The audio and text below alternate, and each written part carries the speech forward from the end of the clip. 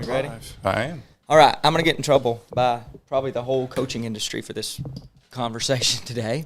Online coaches? Well, online coaches particularly, it's useful for anybody in business, whether brick and mortar or not. But I just want to clarify that football coaches are probably not going to come yell at you, or soccer coaches. No. online people that sell things, coaches. Oh, there you go. Right. And particularly, I mean, the high-ticket coaches will get upset at me. The low-ticket people will get upset at me. And I love both, and I hate both, depending. Whoa. And some strong words there, boy. I do. Well, and I'll caveat. Here's what it says. Proverbs 11:1. Mm-hmm. A false balance is an abomination to the Lord, but a just weight is his delight. Okay. And so, there's different things that are called abominations. Mm-hmm. But a false balance, a false weight, meaning that back in the day when people would sell things or they would buy things, they would have these weights, right? Yeah. And I remember there's this, if you ever seen the Karate Kid movies, Daniel LaRusso and Mr. Miyagi. In the second one, there's actually a time when Miyagi's best friend who wants to kill him for stealing his girl, that he finally gets back to Okinawa, and because his father's dying, and his nephew is being like the farmer's market guy, basically. And so when the farmers are coming for him to buy their stuff, he has these fake weights that he puts on. Mm-hmm. And so he's getting extra income by buying that more than what they do because it's not weighing right. So it's a false balance. And this is the way they would be heavier or lighter. Heavier. Yeah. And so he was paying them for less. He was paying them for more fruit than what they were worth. Yes. And so, no, backwards what I just said. He was paying for less and getting more. Right. Because he had adjusted the balance. Right. To be discalibrated. He had heavier weights. Yes. So he was basically saying, here's 20 pounds, but it's actually 10. So yes. He was doubling what he was actually getting. Exactly. And paying half. Right. And so he was taking advantage of all these like unlearned farmers or whatever, and they didn't realize it. Daniel ends up accidentally knocking it over and like breaking it. And like, what is this? And, like, breaks it. And then, of course, he hates him for the rest of the film because of it. Because he exposes his lies. And that's the reason why people are going to get mad at me in this episode. Uh-oh, here it comes. Because it will expose some lies. You went Karate Kid deep. That's crazy. Cult classic. Well, I didn't know I was going to talk about it like that. But that's really the reason why they'll be upset about it. But only the ones that are doing it unethically. Okay, and the reality is if you're a coach, so this episode will be very useful for people that are trying to figure out what their offer is and what it's worth and how to price it. But also, it will help people that are getting all these ads all the time, because some people's like, you need a low-ticket offer where you don't never have to talk to anybody under any circumstances, no matter what. You just sell it for $37 or $47, and then you just sit back and you just sit in your bikini, and people just buy things from you, okay? And because that's what Zach does. He sits around. Not. No, he doesn't. Actually, I have no idea, but I don't think so. So anyway, I don't know what he sits around in the privacy of his home. Sweatpants. I know. I'm just playing. Okay. No. Secondly, though, okay, the coaches, they're like, it doesn't matter if you're just getting started. You need to do a $25,000 offer, a $5,000 offer. You need to do these big offers no matter what, because you're worth it. It's like, how do you know they're worth it? What are they providing? What kind of value or problem are they solving? And so today, what I want to do is, because the webinars that we look at, no matter what it is, if it's a webinar trying to teach you to sell high ticket, it will never, ever, ever tell you any drawbacks of selling high ticket.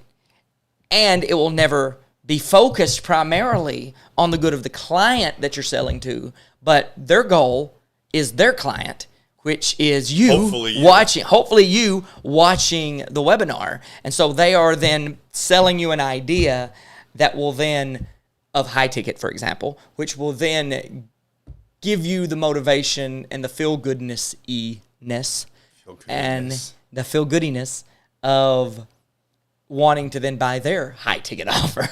Because they, so, but on the flip side of that, and that doesn't mean they couldn't teach you how, because if they weren't doing it themselves. Exactly.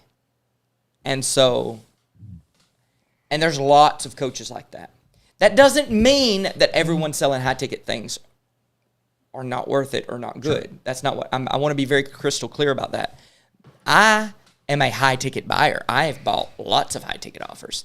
I have bought, as have I. Years ago, I bought a $15,000 offer, which was actually $30,000 because it was me and my wife both.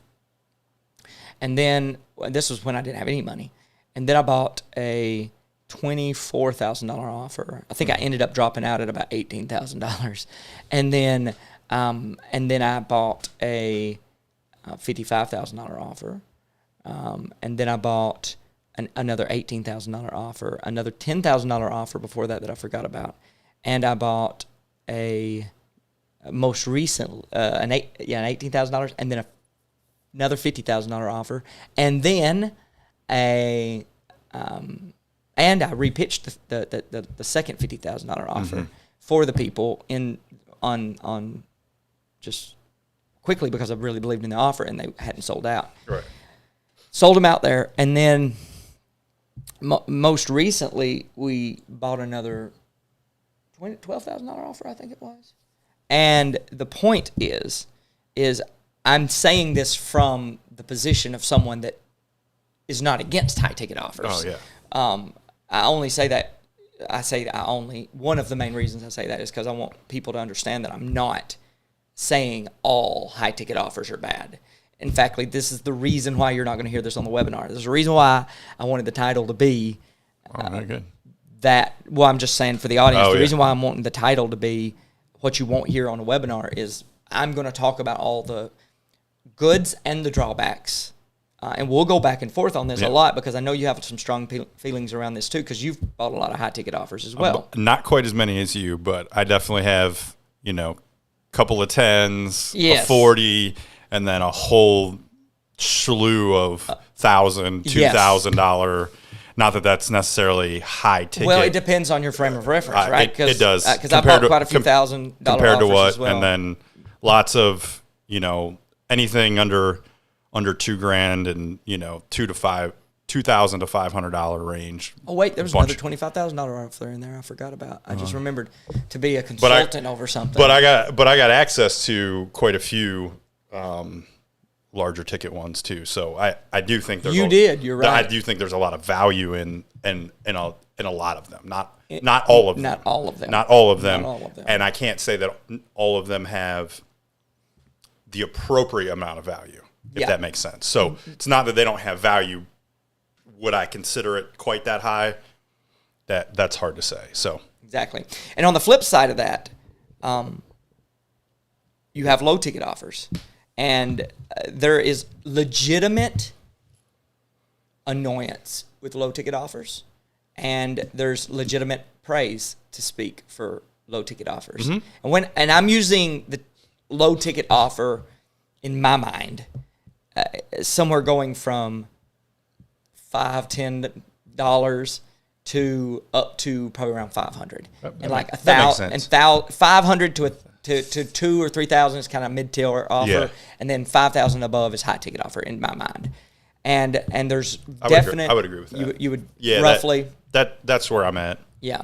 All right. So as we dive into this, really the goal is if you're a business owner, or if you're a entrepreneur that's trying to launch their business and you're feeling uncomfortable with selling high ticket, or you've gotten really good at sales and you're comfortable selling high ticket, but you don't really know what your offer is or what you're going to do, how to crystallize some of these things so that we can actually work through it. And so this will be a very raw conversation about things. And I want to point out, and the reason why the evil pricing is we said Proverbs 11:1 says, a false balance is an abomination to the Lord, but a just weight is his delight. That's not the only place. It's not like one place in Scripture. No. Proverbs 20:10, Proverbs 20:23, Leviticus 19:35 through 36, Deuteronomy 25:13 through 16, Amos 8:4 through 6, Micah 6:10 through 11, Hosea 12:7. The fact that it's in the Torah twice ought to be a clue. Just saying. So my goal today is to have a real conversation around price, around offers, and how to build yours in a way that's not a false balance, so that you're not an abomination to the Lord as a Christian entrepreneur, particularly. But ideally, you don't want to be an abomination whether you're a Christian or not. So let me ask you a question.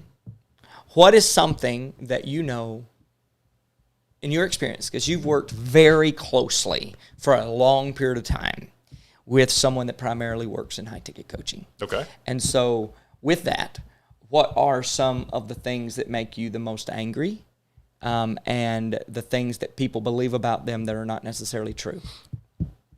So probably most angry is I'm very good with having a high ticket offer. I think there's a place for them. Oh, me too. I think that assuming that you have the skill to fulfill it and fulfill on whatever you're saying you'll fulfill on, what you're promising, I think there's a great place for it.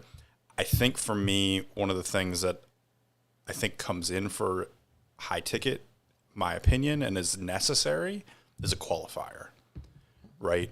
And so, and not a fake qualifier. Define qualifier for so me. A qualifier would be, so Russell does a great qualifier. He does. He actually switched it, I believe. So he used to let anybody into 2CCX, but then he made it so you had to, I think you had to have a 2 comma club, right? At the end. I'm not sure. I believe at the end he switched it, said, hey, you can't, or not 2CCX, but Inner Circle. Inner Circle, yes. Yeah. I do believe Inner Circle. Yeah, so Inner Circle switched at some point, and it wasn't just I have the money. It was I've done something, right? And I think his was a 2 comma club award and the money, and then you can come in. So I got one of those. It's time to give Russell $25,000. That's 50. It's if 50? it's even, I don't even know if it's still available. They usually don't keep seats open. They get filled up so fast. Anyways, I'm not there at the moment. Well, I mean, no, but that is true. I don't have the extra, but I'm not in that space. I'm in building mode. I went from a commitment perspective. Yeah. I'm not ready. I need to launch some things and get some things done 100%. that are before that, because I've been in those rooms many times, yeah, and they're great. But when you're in building mode, they're not always the best thing, because you can get drawn. They're an easy distraction. They're an easy distraction.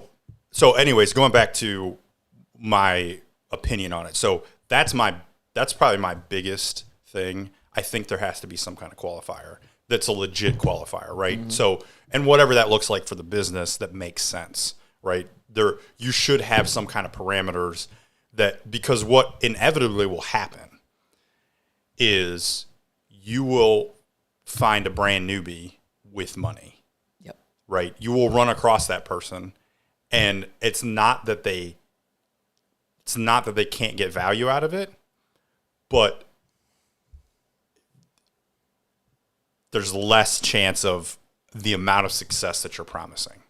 Right, it's just a lower, and it's not impossible. By no means is it impossible, but I think for just always, from a brand, just kind of protecting your own brand and protecting your own name, I think it's just a good idea. Me too. Right, just because, again, it's not that you can't find somebody that has a bunch of money, has no skill set within the arena that you're teaching, and they have the drive to overcome it. That I'm not saying that's possible, but it's just way lower probability than somebody that's already got something going on and meets your qualifiers. So well, and I think that the high ticket industry as a whole is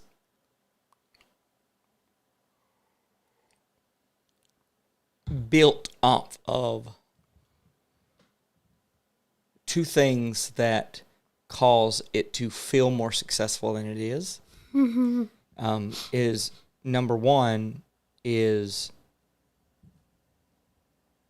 if you have a room full of people, you pitch them a $25,000 offer, a $50,000 offer, a $100,000 offer, you are going to legitimately sift out some of the people that don't have that money. Sure. And thus that don't have those skills. Not in totality, but in broadly speaking. Yeah. And so you're going to slightly increase your law of averages no matter what. Because what will happen is then the people that get into your program are probably going to already have something going. And so then therefore, whether they bought the offer or not, there's a very good chance that they're on the cusp of making a big move in their business anyway. And so no matter what program they joined, they would be successful because they're that individual. Well, and typically those people, if you're going to spend that amount of money, there's a certain level of belief in yourself that comes with that. And your talents and abilities and all those things. Right. Or your ability just to figure it out. Correct. Right. Even if you're not sure if the talents and abilities are there, there's a level of, I'm going to figure it out. Exactly. Well, and in high ticket coaches' defense, there is something to building up belief that you can do that. Because, for example, I once heard, and I don't even remember who I heard this from, but they said if you think about it, nearly everyone that has a job already sells a high ticket offer. They just have one client that buys all year long, right? Rather than you know, if they make $50,000 you just put them on payment plans. That's right. Yeah. And so whether they're buying paying you $100,000 a year or $200,000 a year or $50,000 a year, you've got one client and you're selling them, and your delivery is 40 hours a week, every week for a year. And the then, contract sucks, but exactly right. And so once someone shifts their way of thinking, it's like, what is the service that I'm providing? And this is good for anybody that's like maybe has a skill that is getting paid $100,000 or even $200,000, but don't actually enjoy what they're doing. Then one of the things that you can do from a high ticket perspective is you can then take your skill set that you are already providing that company. Yeah. And then you can figure out a way to scale that expertise or scale that ability. And then thus you have an active product that you can sell at a high ticket margin. Right. And especially if there's a system or a way for you to easily help them avoid paying for another you, for example. Yeah. So if they have to have one of you and they're paying you $200,000 a year on a payroll, but then you can eliminate one of you through this system that you've built, and you can and you can be the one of them for 5 different companies, charging them all $70,000, for example. Then all of a sudden you've severely increased your income, and at the same time decreased. No, you increased their profit margin. And you decreased them having to hire someone. They didn't have to hire someone at $200,000 to do that. Well, exactly. But that's a straight to the bottom line, right? If you're looking at the business, you've now eliminated that payroll expense, that position, which that is a payroll $200,000 expense, yes, right, or more, depending on benefits and those things. Of course. And you also eliminate the risk of rehiring to some degree, right? So for sure, because Lord knows you might hire a $200,000 person that might last 6 months, or they might not be a $200,000 employee, or that, right? Yeah. Or they might last 3 months because they're not it. Yeah. And now you're cycling through these people, and you have expense costs on getting them up to speed as well. And you have expense costs on getting them in the door. Because if you're looking for a $200,000 person, you're probably hiring some type of talent agency or whatever. Correct. And so now you're drastically lowering and increasing your profit margin. so now you have more budget to do other things. Right. And so that's a big deal, right? Having additional cash flow to do more marketing, to do, or whatever you need to do, or buy new equipment, whatever that is a big deal. It is. And so that's a huge shift, assuming that you have that skill and you're able to distribute it the way you said. Distribute it in a way that's somewhat scalable. You see it a lot, nowadays with the fractional CFOs and the fractional marketing people. We're a fractional marketing company. Marketing department, right? Yeah. So here's a whole marketing department for a fraction of what you would pay to get 2 or 3 people in your company doing these tasks, right? Yeah. So that's a big deal. To jump back to the high ticket thing real quick though. So that is something, I think a qualifier is important, right? Oh, I agree. That's on I dislike that a lot of them don't have qualifiers. And if you have the only qualifier is a lot of them pretend to have qualifiers. Well, but the only real qualifier is money, right? At the end of the day, yes. Yes, for most of them. Some of them have legit qualifiers.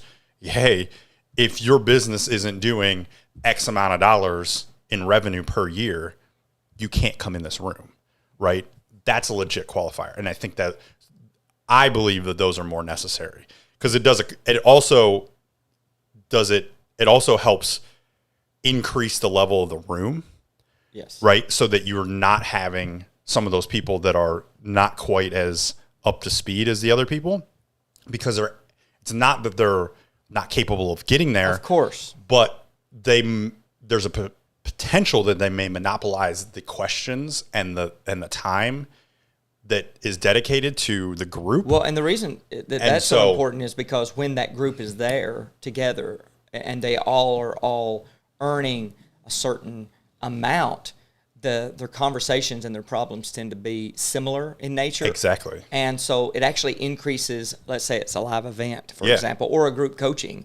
Then what actually happens is the community that is brought together is actually more beneficial than the teaching itself. Yeah, because exactly. they just connect to each other. 100%. And that would have never happened without the offer. 100%. So that's a very fair way to look at it as well. Yeah, which is a good segue into what I really like about high ticket. Yeah, there's great things about it. So one of the things that I think is one of the biggest benefits is basically kind of what you just said is the room, right? The room.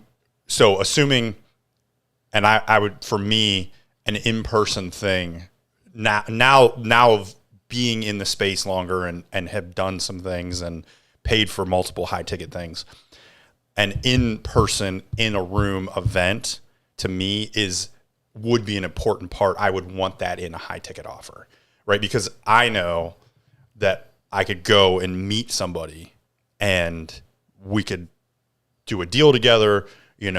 Those connections are invaluable. Yeah. Completely invaluable. They're worth more than the coaching that you'll get. For sure. And you don't know what'll come out of it, right? You've gotten a business partner out of one.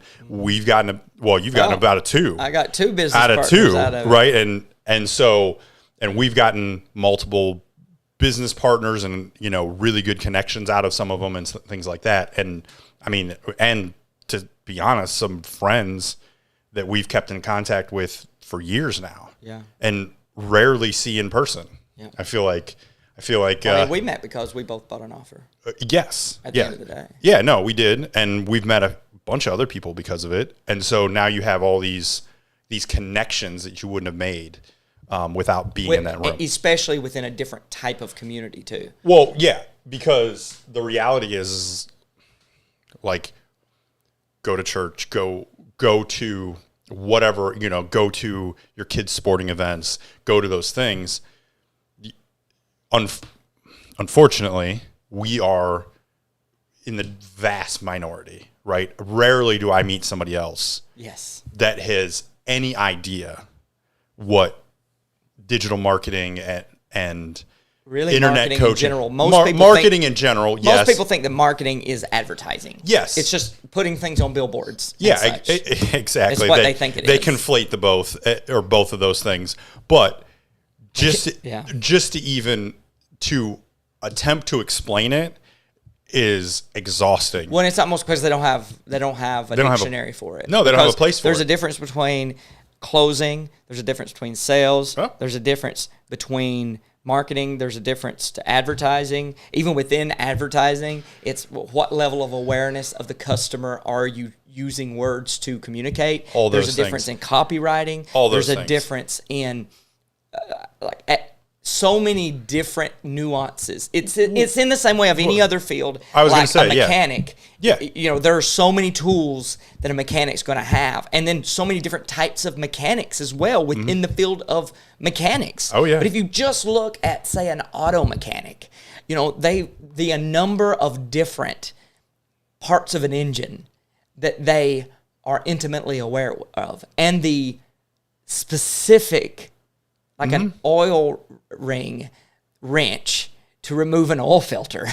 Like, it's very unique and very specific to removing an oil filter. Oh yeah, and I mean that happens in all industries, right? Industries. So we're all familiar with that, because even like when I worked at the factory, I couldn't go to a family event and explain. I couldn't use the lexicon that I use in the shop, in the factory. Of course. Right? And if I did, I had to explain what it was and what it did and how it worked, and all. I had to define it, give an example, and give a kind of like bridge so that someone could understand what the heck it did. Right? Because if I tell you I tell you that we have an extruder that blows film, you'd be like, well, what does that mean? Right? You don't understand what it means. I know what it, and if I talk to somebody that works there, I can be like, oh yeah, we're gonna switch over to 4 mil from 1 mil, and we have this changeover period because we're changing material. We're going from white to clear. Oh, okay. Is that high density or low density? Oh yeah, it's high density. Right. I know what you mean. But this all literally happened. It's all inside lingo. Yes, this literally happened to me last night. I was watching a podcast that is deep philosophy and your favorite. Yeah, and I was listening to William Lane Craig talk to this lady, and they were debating the 3 different theories of time. And the first 10 to 15 minutes of the podcast, I was very lost. And it was the first time I had been lost on any, like, completely lost in any, like, philosophical, like, theistic type debate ever. And because they were talking about, like, type A, which is a tenseness theory of time, versus a tenseless theory of time, which is type B. And I was like, I don't know what any of these things are. I don't know what either of those are. What do you mean tenseness, tenseless? I'm like, what? And so I had to go into I had to pause it and go and get some definitional, a background definitional, and then went back to it, and I could somewhat follow. And the more I'll listen to it some more, and I'll capture it. But I have to get that inner lingo. Right, because it's inside lingo. And there were so many different abstractions that were being pulled that are not physical, something that you can hold. It's all ideas that you're debating. So you have to have some kind of container for those ideas. And I have found that marketing is very similar to that, and most people don't realize it. And so when you're looking at pricing, for example, and you're looking at high ticket, what we were just talking about, and there's so many benefits to it, but at the same time, so many drawbacks. So, for example, and I've seen this, and I've worked with people that have had a high ticket coach, and their expectation is that, oh, great, I get the plan, I just execute it. Okay, well, that's fantastic and well and good. Now, here's the wild thing. Let's say someone has let's say the Bacall's principle that we talked about in the turkey brain episode. Okay. We know that if someone states a thing and then says, or makes a request, we know that if someone makes a request and then immediately says because and gives a reason, whether that reason is actually logical or even reasonable, that word because triggers the brain to be biased towards saying yes simply because the word because happens. Now, a high-ticket coach could literally have a single training at a live event and sell tickets for $55,000. Mm-hmm. Okay. Now, if someone that didn't have anything going on buys that, expecting it to make millions of dollars for them, they are going to be very, very sad. Most likely. On the flip side of that, though, let's say there's someone with 500,000 YouTube subscribers. Mm-hmm. Okay. Let's say that same person has a great skill at building an audience. Mm-hmm. They don't have a great skill at communicating value. Mm-hmm. And they pay $55,000 to attend that training. And the only thing they pick up from it is that because principle. Mm-hmm. But the rooms that they're invited to simply because their status of they have an audience, building an audience, then they're in a private conversation with someone. As I've been really wanting to help people build audiences because there's so many people that are good at blank but don't have an audience. Then the person instantly wants to hire them mm-hmm. for $100,000. Right. Simply because of the single word because. Yeah. That was added to their toolbox of communication skills. And then that investment would not have been a false balance. No. It would have been a great advantage to them.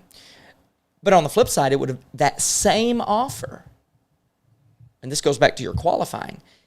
Because if you don't qualify that person, then what you're actually doing is you're saying, look, I'm going to promise you how to do this. And you know that they're in the dark about how that process works at some level. Well, so at some level, everybody's in the dark about how the process works. Yes. However, and this is, I always come back to this as a thing, and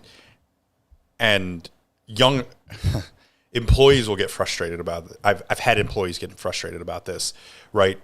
There are fundamental skills that are involved with some of those things, right? Give me an example. I don't know what some of those things are. So I'm going to do, I pay for a high ticket thing, right? Yes. And it's going to teach me how to sell high ticket. Boom. Right. Well, there are some fundamental skills that come with that, right? Mm-hmm. Correct. Being able to speak to people. Yes. Is a fundamental skill, right? So if you lack some of that interpersonal skill, it's going to be a little bit more challenging for you to get a lot, right? But it's going to be more challenging, right? An understanding of sales psychology. Yes. It's a fundamental. If you don't have any understanding of sales psychology, it's going to be more challenging for you to achieve that, correct, right? Because the sales psychology for high ticket, there's more involved to it in it, yeah, right, than a low ticket impulse buy, right? So, of course. So there's more that goes into the planning process. There's more that goes into the building of the offer, right? And so there's that thing, the audience building skill, right? You need people to sell it to, right? And you can run ads, so there's another skill, right? Are you able? Another level of skills, right? And so now you have all these foundational auxiliary skills that take time to build and take time to develop. And so my example from the employee perspective, my example is, if you lack some of or you're just not as good in some of those skills, whatever it is, and we'll go with interpersonal for an example. If you lack the interpersonal skills for whatever reason, right, it's going to be hard to go into a very customer-facing, relationship-driven business and be successful. Because most people think, trainers, for example, right? We own a gym. So personal trainers. Personal trainers. I mean, we do group training as well, but either way, you're working directly with a client. Mm-hmm. The training, right? Do you have a certification? It only kind of matters. If you can't talk to people, I don't care how many certifications you have, because if you piss off every single customer that you talk to and they all hate you, guess what? I don't care how good of a trainer you are. You're not going to work for me. Well, as an employee, and employees get this wrong all the time. They think that their paycheck comes through their biggest lesson employer. I ever had. It comes through it, but it doesn't come from it. It comes from the person they're training. Literally, biggest lesson I ever had. And I think I told you that story. So I worked in corporate. I was a supervisor. And so I had a manager, and then there was a plant manager above him, right? And then VPs and stuff like that. Well, we weren't a huge company. So I would personally get emails and requests from the VP, plant manager, and my manager, right? Well, they weren't always on the same page. And so I would get really frustrated sometimes because I'm getting pulled in 100 directions and I have other things to do. And so one day this was happening and I was super pissed off. And so one of the things that I would do when I was super pissed off, because we had a giant building, is I would just take laps. It was one of the benefits of being a supervisor. If you're out walking on the floor, you couldn't really get in trouble for not doing anything. Even though I was visually keeping an eye on things, but I wasn't doing anything. I had stuff to do. So I'm walking around, and we had just hired a new supervisor, and he was training on our shift. And he stops me. He said, "What's going on, man?" I'm like, "Whatever. I don't even want to talk about it. It's ridiculous. Blah, blah, blah. This is all going on." He goes, "Why are you so mad?" I'm like, "This is ridiculous. This one's asking for this. This one asked for this. Like, nobody knows what's going on." He goes, "Let me help you out. I'm going to make your life way better right now. If you can hear this, I'll just make everything good for you." I'm like, "Go ahead. Whatever, dude. You don't know. You've barely been here." He goes, "Who pays you?" Like, the company pays me. He goes, No. He goes, "You are mistaken, sir." I'm like, "What are you talking about?" He goes, "Look." He goes, "If you can put this filter over all the madness that comes in and make your decisions based on this, your life will be better. And you'll be a better employee. You'll get more promotions and all that stuff. You'll satisfy the people that are driving you crazy, and you'll make the customers happy." He goes, "Guess what?" He goes, "They don't pay you. Our customers pay you. The customer is the only person with money." He goes, "And so if you can, when they make a request, say, how can I, whatever I'm doing, how can I use that to benefit our customer? You'll be fine." He goes, "So just look at it as every one of those requests is look at it to how can I serve the customer? How can I make the customer's life better? How can I get them better product, faster, whatever?" And I was like, I never thought of that, but you're right. They're the only one with money. But then further down the line, it used to make me really mad because I would go bananas on our maintenance guys because they didn't get it. They didn't understand. They didn't get it. Well, see, and so they'd come moseying out, and they'd be like, they'd think that we were sabotaging stuff. And I'm like, "I don't want you at this machine. I don't want you here. I want the machine to be running so that I can get this out of the door. Fix the thing." "Okay." And then they would take 5 hours to get it done. That's exactly the same aha as I had with my first mentor that I didn't pay anything for, but was working for him. And we were in that room. And I've told the story, but I'm going to say it again. We're in the room, and he got frustrated with me because of things that I was saying, because he didn't understand. He was doing this. I was not understanding that. Yeah. He said, "Listen, no, if you want to get rich, here's what you do." And he drew a bunch of people all over the board in this little bitty room. He just, cussed me out like crazy. Said, "You got to listen to me." Got your attention. And pattern interrupt. And he drew all these little stick figures, and he put dollar signs next to every single one of them. And he put me over here, and he said, "That's you. And you want to increase your income? You want to make more money? You want to get rich? Here's what you do. You start giving to these people. This is all the money that exists. They're the only ones with money. And what you got to do is start thinking about what they want more than the money that they have in their pockets. And if you focus on that, they will happily reach into their pockets and pull out the money that's in it, swipe their credit cards, and go into debt to get it because they want it more than they want the money in their pocket. And what he was really telling me is that if you focus on the person and their specific desires, their specific wants, their specific thing, and you position then your offerings to match that, then you're in good shape. And you actually solve the problem.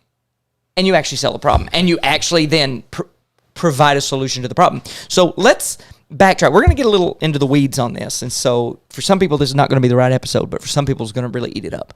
So you just said a few minutes ago, the person that doesn't have the skill to speak or doesn't have the skill to communicate, and it's going to be a second before they are going to be able to do that.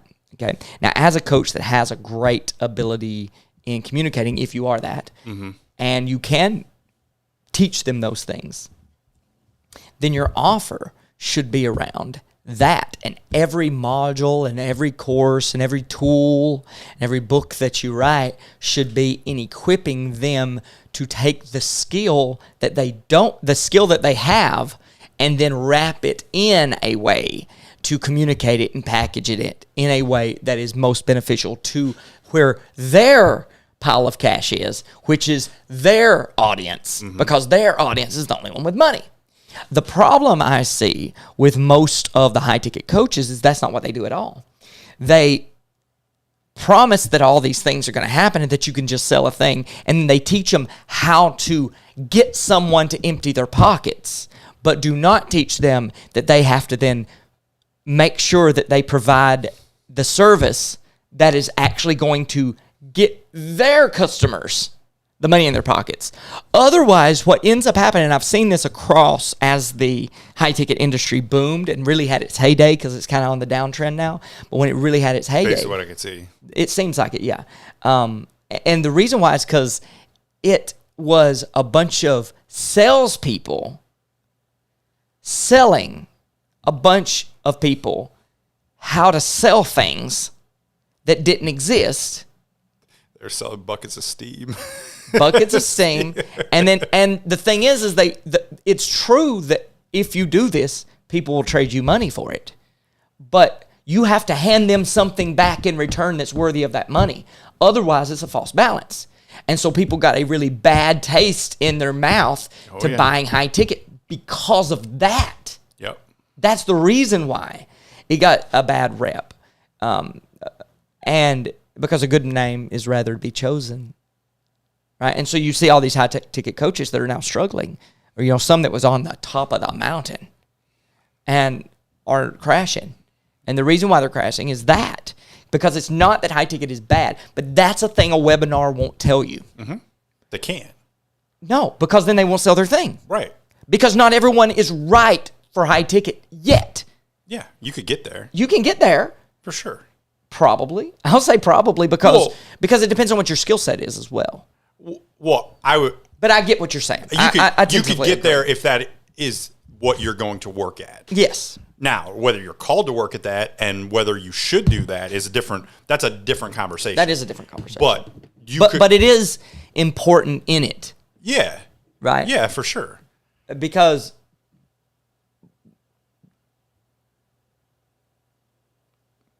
the interesting thing, and let's shift to low ticket for a second. Yeah. Let's jump.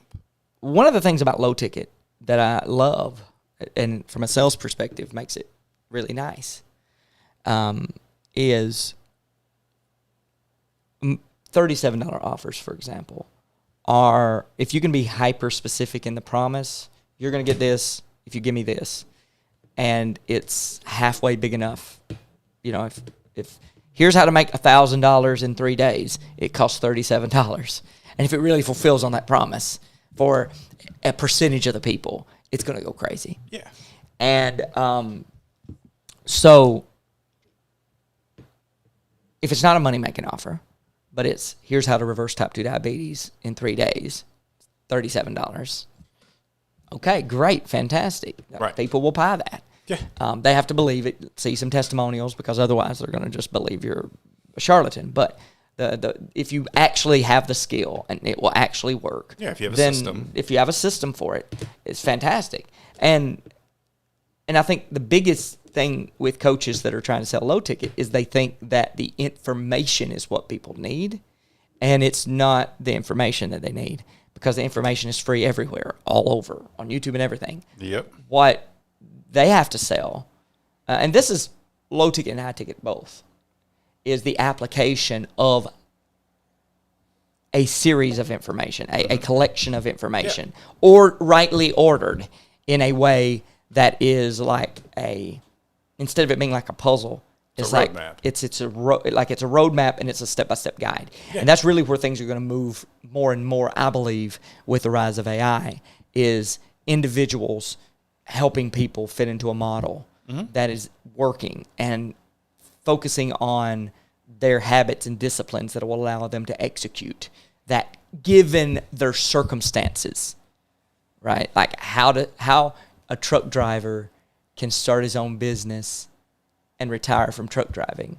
Like that would sell like mad, because there's a lot of truck drivers that like the money in truck driving, but they're tired of sitting all day and being away from their family. And the time commitment's a lot. And the time commitment. So then if you had someone that was actually a truck driver doing that, and then teaching people exactly the steps to do so. Exactly. Right? And it would be particularly targeted, hyper-niched to truck drivers that are great tinkerers of things, right? And so then you'd sell them how to make money remodeling things on Facebook Marketplace and eBay, right? Because they're tinkerers, they're good with their hands, right? For example, and then that would be a hyper specific niche that would also, you could even do a high ticket in that, because that's a qualifier in and of itself. Like, oh, you're good at woodworking as a hobby, and you're a truck driver. Let me show you how to take that woodworking hobby and replace your income with that. And I used to be a truck driver.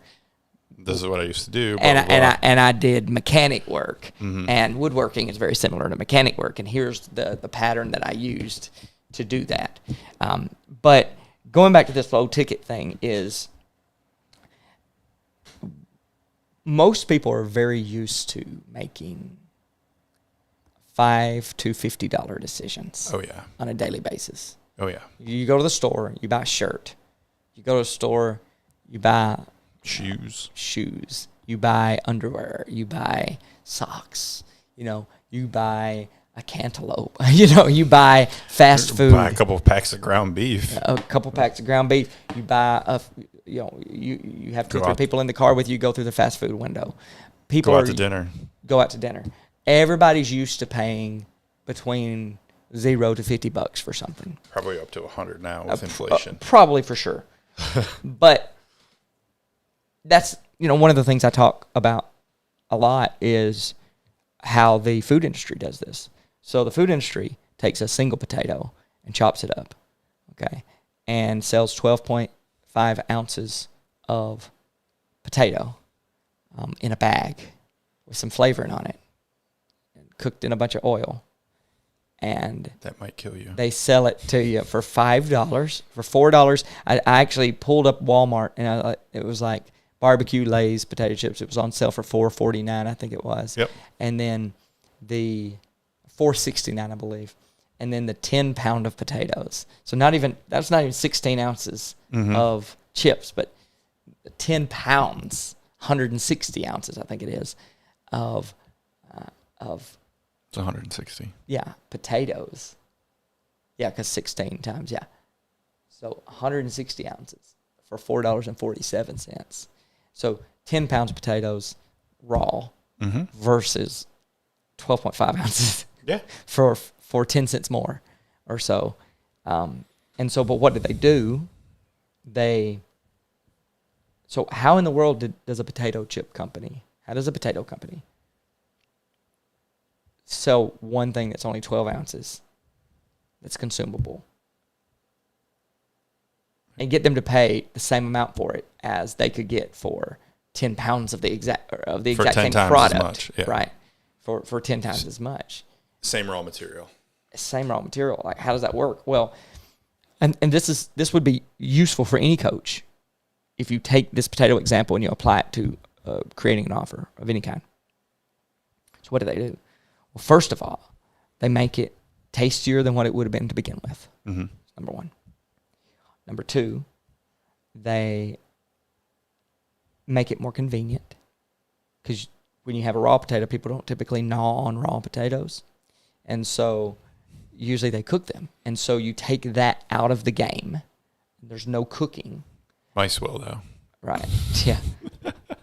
And that's another thing, because they also make it shelf stable compared to, so it lasts across time better than it would if, and that's a reality. It will last longer across time. They won't grow little islets with shoots, sprouts sticking out of them. Yep. But they also, when you go and you're like, I need to bring something, or there's a cookout, you wouldn't have to do anything with those potatoes. Nobody's bringing just a bag of potatoes to a cookout, right? They're either bringing mashed potatoes, potato salad, something like that, or potato chips, French fries, whatever. Right, and so they're actually paying for all that system of application because it's already applied for them, and it's pleasurable, and it's convenient, and simple, and low friction. But because the price is $5, it doesn't feel, and the bag is this big in size, even though it's only filled this much up, right? Lots of air. But it doesn't trigger that, oh man, I'm totally getting ripped off here, because would I pay all this extra money? So if I'm going to go and get junk food, 160 ounces of junk food, I'm going to spend, so if you got a variety of different potatoes, 10 pounds worth, you spend like $62. Now, if someone said, hey, do you want potatoes for $62? Or hey, do you want potatoes for $4.47, the same amount of potatoes? What's everybody going to say? $4. Exactly. They want the 10 pounds. Right. But the speed, the convenience, the pleasure, and the instant gratification and low friction of the chips is, I would imagine that the chip industry, I know it's $1 billion industry. Oh, at least. And it's probably a few $1 billion industry. Right. If I had to guess. And that's not the only product that comes out of potatoes that's sitting on the shelves. Oh, no. Right? There's French fries. Oh, yeah. Right? There are instant mashed potatoes. Right? Like, there's so many different ways you take that natural product and convert it into a frozen hash browns, frozen whatever, frozen tater tots, and that's right, French fries, and all that is then made more immediate and accessible. We call, in our business, we call it a handle. You can hold the handle, and so that's where that extra value comes from. And some people get upset about that, and I've used that to make people mad at the food industry so that they give up bad foods. But they are adding a certain type of value to that system. They're adding a lot of value. I mean, all things considered, it's a lot of value. It's a lot of value. Right. Now, they're removing value as well from a health standpoint. Nutritious standpoint. But that's not what the aim of that product is. Well, and not all of them are. Or the promise of it. Yeah, they're not claiming that. I mean, some of them are loosely claiming that. Well, and they're trying to get better by using better oils and stuff like that. Right. Or you have the baked lays and different. Exactly. So they change processes to make it more. They appeal to solve more problems. To solve the problem for that particular customer, yes. Right? Because that's a better way to say it. Because it's actually a segment, right? Because a lot of people just don't care. So most people don't care. Right. Or they don't know to care. Either way, whatever it is, it doesn't matter because they don't have to change that.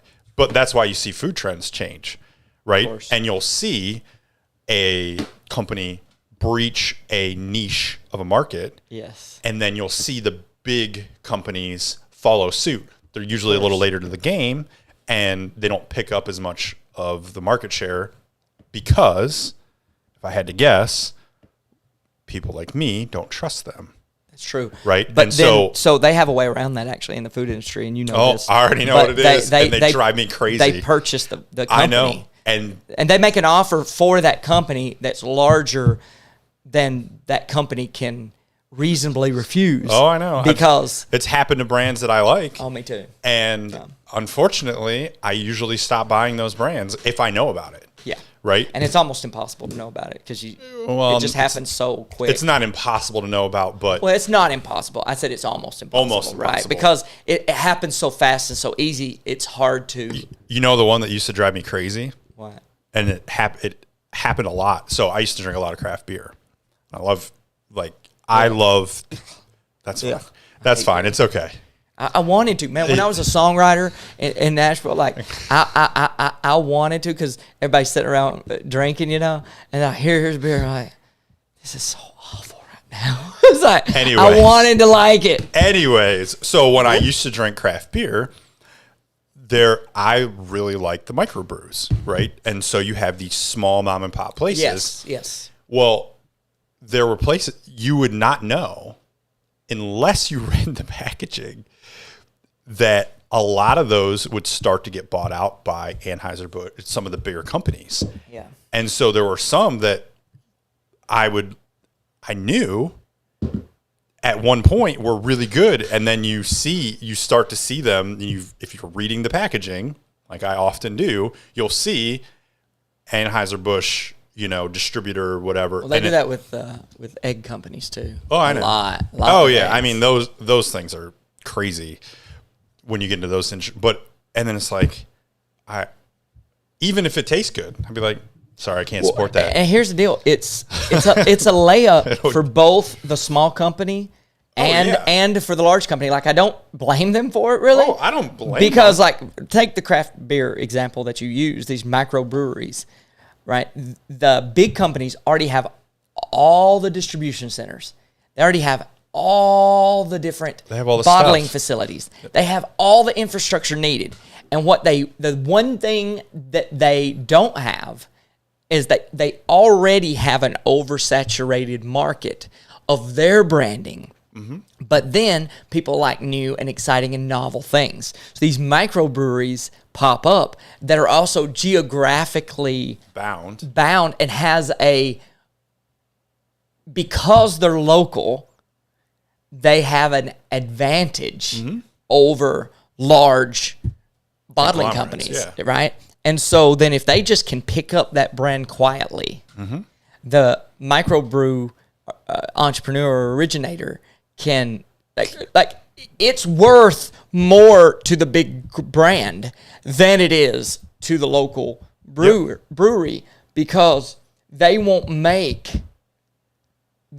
because they're geographically bound, so they can't scale that business not quickly enough not even close to this, and capitalize on it in any temporal setting in the same way this large conglomerate can. Well, and the payout is probably ridiculous, right? The offer. That's my point. That's the reason why the conglomerate can make that big of an offer. Oh yeah, because they're like, well, we'll make it back easily across all these channels. These people say, well, yeah, we could not sell and refuse that 50 million or 10 million, right? Let's say they refuse 10 million, for example. Yeah. Right. Well, it'd be very easy because it would take them probably the next 20 years to get to that. But for this, they can do it in a year, maybe 2, or maybe less. Even if it's 5, they don't care. It doesn't matter. But because these people would never, so it's actually a win-win. It is a win-win for both companies. It's not. You know my favorite example? What? That hurts my soul because I love their stuff. Siete brand, they got bought out by Pepsi, right? It was a family-owned place. Well, if I'm not mistaken, Pepsi bought their brand and their company for like $1.2 billion. Yeah.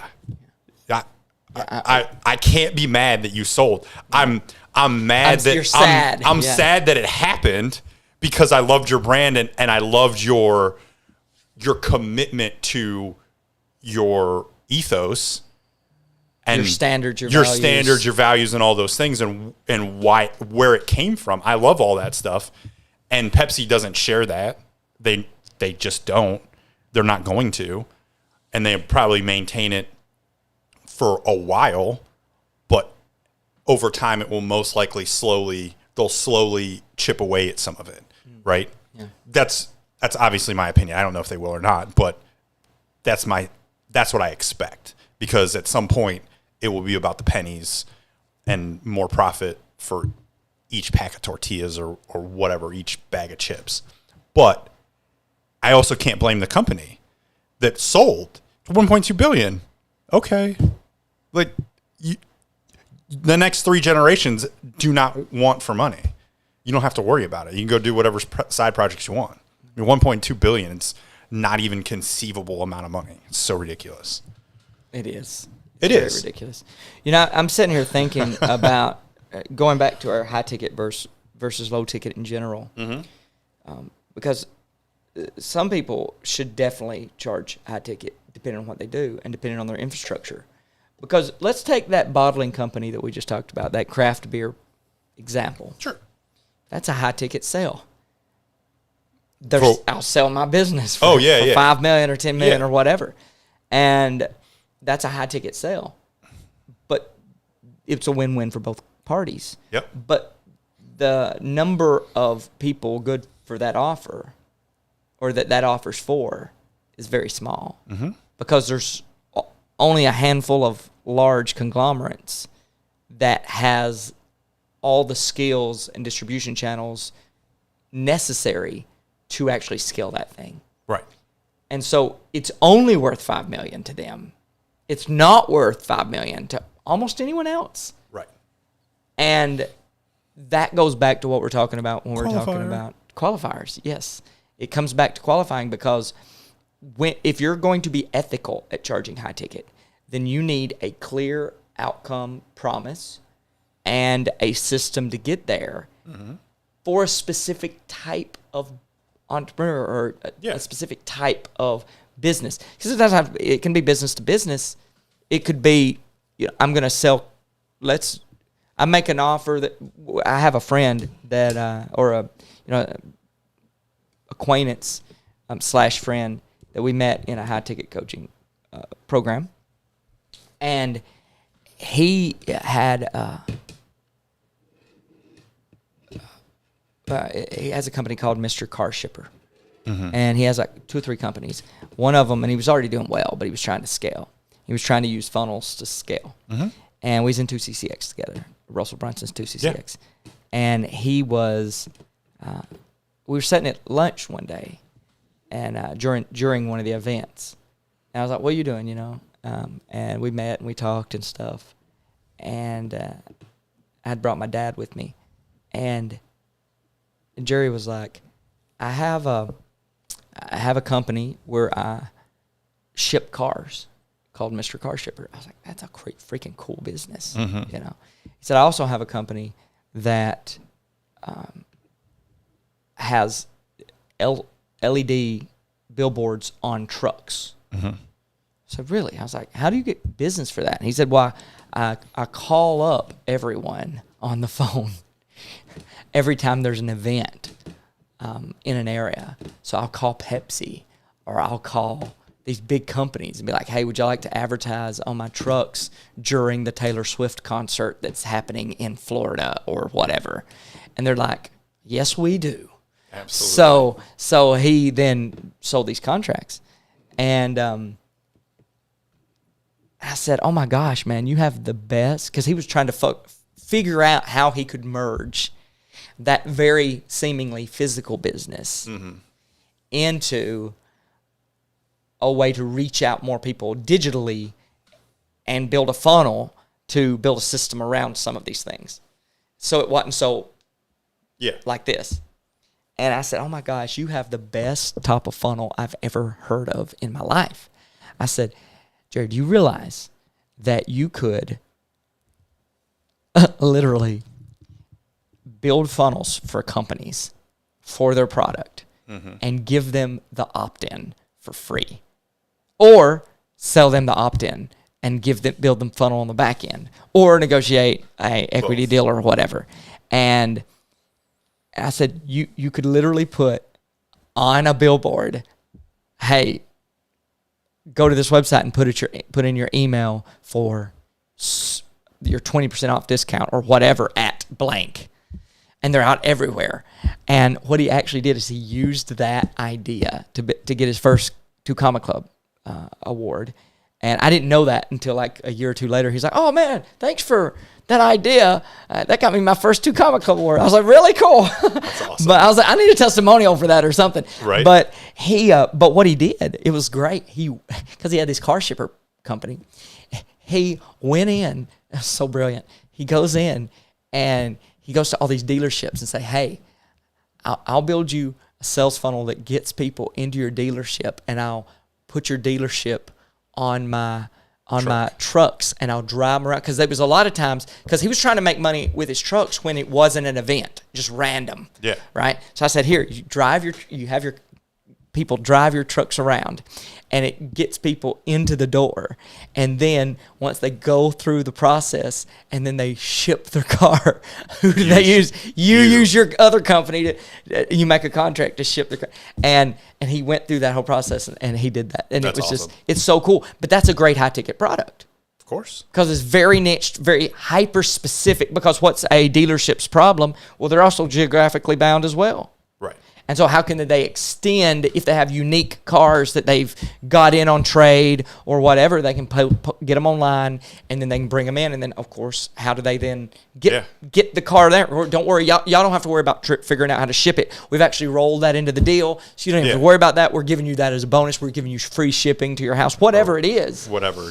You pay the cost or whatever. Exactly. And so it literally and that's high ticket at its best. Like, that's beautiful high ticket. Surprising to have billboards on the trucks he uses to ship.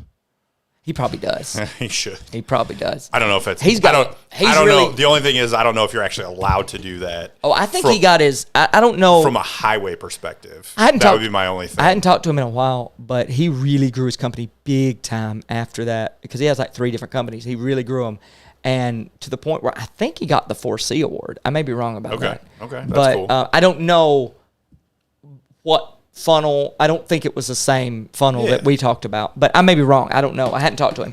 But I just see him. I've seen his different awards.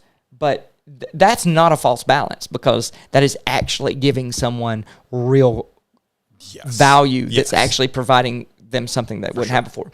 Now, when we're going to... I was going to say, I was going to jump back to low ticket. So yeah, that's what I was going to do. Yeah, so like low ticket for me, I enjoy low ticket from the perspective of from a buyer's perspective. Oh yeah. Right. So low ticket for me it's that niche thing. Yeah. Right. So if I need because you're 100% right in the fact that, could I go and find everything on YouTube and sort it out? I could.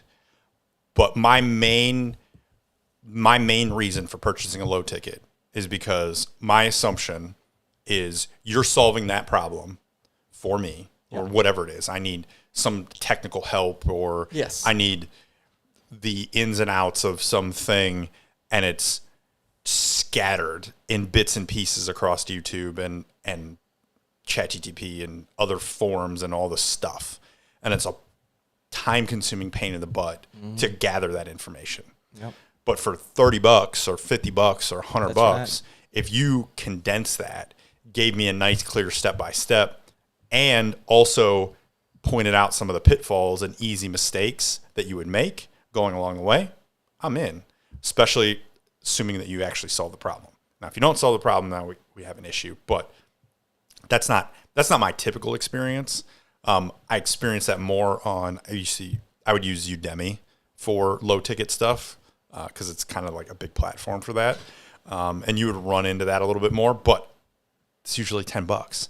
And so I'm not going to return it. And I usually go and pull one nugget out of it or one thing. Is it as complete as they market it as? Not usually, but I don't usually care enough. And so again, excuse me, it's worth it. Yes. And it helps. Well, condense that time frame a lot. I think this is very helpful for low ticket sellers as well. This is true of high ticket sellers as well, but high ticket sellers usually know this more than low ticket sellers. Is people, and this is hard, especially if someone that really likes information and studying, and it's something I always have to war against myself with, because I want to give people more than what they actually want when they buy a low ticket product. But people buy anything, especially online informational products, for speed, to compress time, to make things easier, faster. They do so for ease. This will be easier if I do it this way. And that's like the best order bump way to go about it. Look how much easier it will be if you have these templates. It's $37 extra on this order bump if you're doing like an unboxing funnel, for example. And then what's the other one? I'm trying to think. Is there speed, ease, and I just had it in my head just thinking about it, and I've went blank. I'm not sure. Normally, I can fill come it back in for to you. me. It'll come back here in a minute. So I definitely agree with you on the speed part. And speed is important across the board, like you said. If I'm buying high ticket, it should accelerate. Cheap. That's what it is. To save money, people will. I'm sorry, I don't mean to interrupt. You're good. I want to close that loop before we go into something else. People, when they buy a thing, they will buy it in order to either get them to make more money or to save more money. Okay, so you see this all the time with people. And when, for example, it says, "Oh, go ahead and buy this," right, and you'll be able to make more money doing this. Yep. Right? You look at the YouTube videos. And by the way, the speed, ease, and cheap is also really useful at creating content around products or short form content. Yep. Because if someone can get something quicker, then they'll watch it to get it quicker. So they'll buy with their eyeballs, right? If it's easy to do, then they'd be like, oh, okay, this is going to be a low energy output. And so I actually see a lot of times when people are creating low ticket offers is they try to put too much into the low ticket offer in general. They try to put too much into it. And if they put too much into it, particularly in the promising of it, not so much in the delivery of it, you can put whatever you want to in the delivery of it for all intents and purposes. I disagree. But you disagree that you shouldn't put... I disagree that you can put whatever you want into it. I agree that you can't put... Here's what I mean by that. Okay. You clarify, and then I'll probably still disagree. So usually in offers, no matter what kind of offer it is, there's a level of giving somebody what they want and giving someone what they need. Because usually what they want and what they need are not the same. Of course. Right? And so you can put anything that you want in a course. You shouldn't put anything you want in a course, but you should include the thing that they don't know that they want that's necessary for the result. Oh, yeah, 100% on that. Right.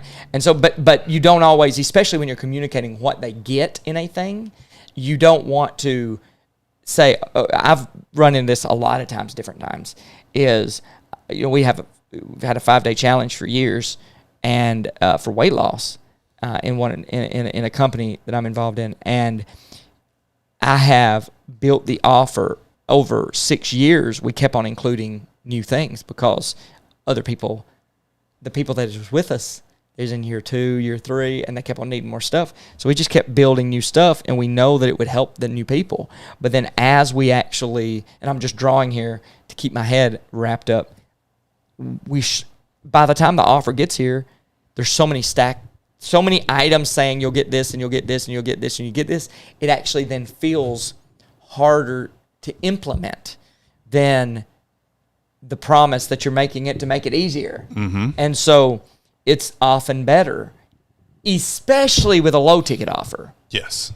Especially with a low ticket offer, to not have a huge stack, because the huge stack can feel so overwhelming. It feels daunting. That it's like, oh man, this is just too much for me to do. Now, in a high ticket offer, sometimes it's useful because you're saying, you're talking to multiple different points in the marketplace, not necessarily every stack item for every single person, but for a broader audience. Right. So if someone did going back to that example, the truck driver, for example, sure, right? He could say, okay, I got my truck driving secrets that I'm going to teach you exactly how to do it, right? But then how to do it healthy, where you're eating healthier on the road while you're doing this, so that you lose weight and you feel better while you're doing it. Now, that may seem slightly off, but some people don't feel.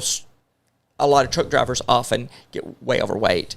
They feel a lot of aches and pains and things because they're on the road so much, they don't move much, and they eat terribly because they're on the road all the time. Because the availability is exactly. So then terrible. They don't feel like they have enough energy to start another project. So but that would only be for the people with the objection of that. It wouldn't necessarily, and it would be communicated that it wouldn't be necessarily for everyone, but for those of you that feel too sluggish to even get moving, here's how I felt like that to begin with too. So I didn't actually start there. I actually started losing 50 pounds. And this is how I did it while still on the road. And as I lost that weight, I started feeling more motivated to start this project.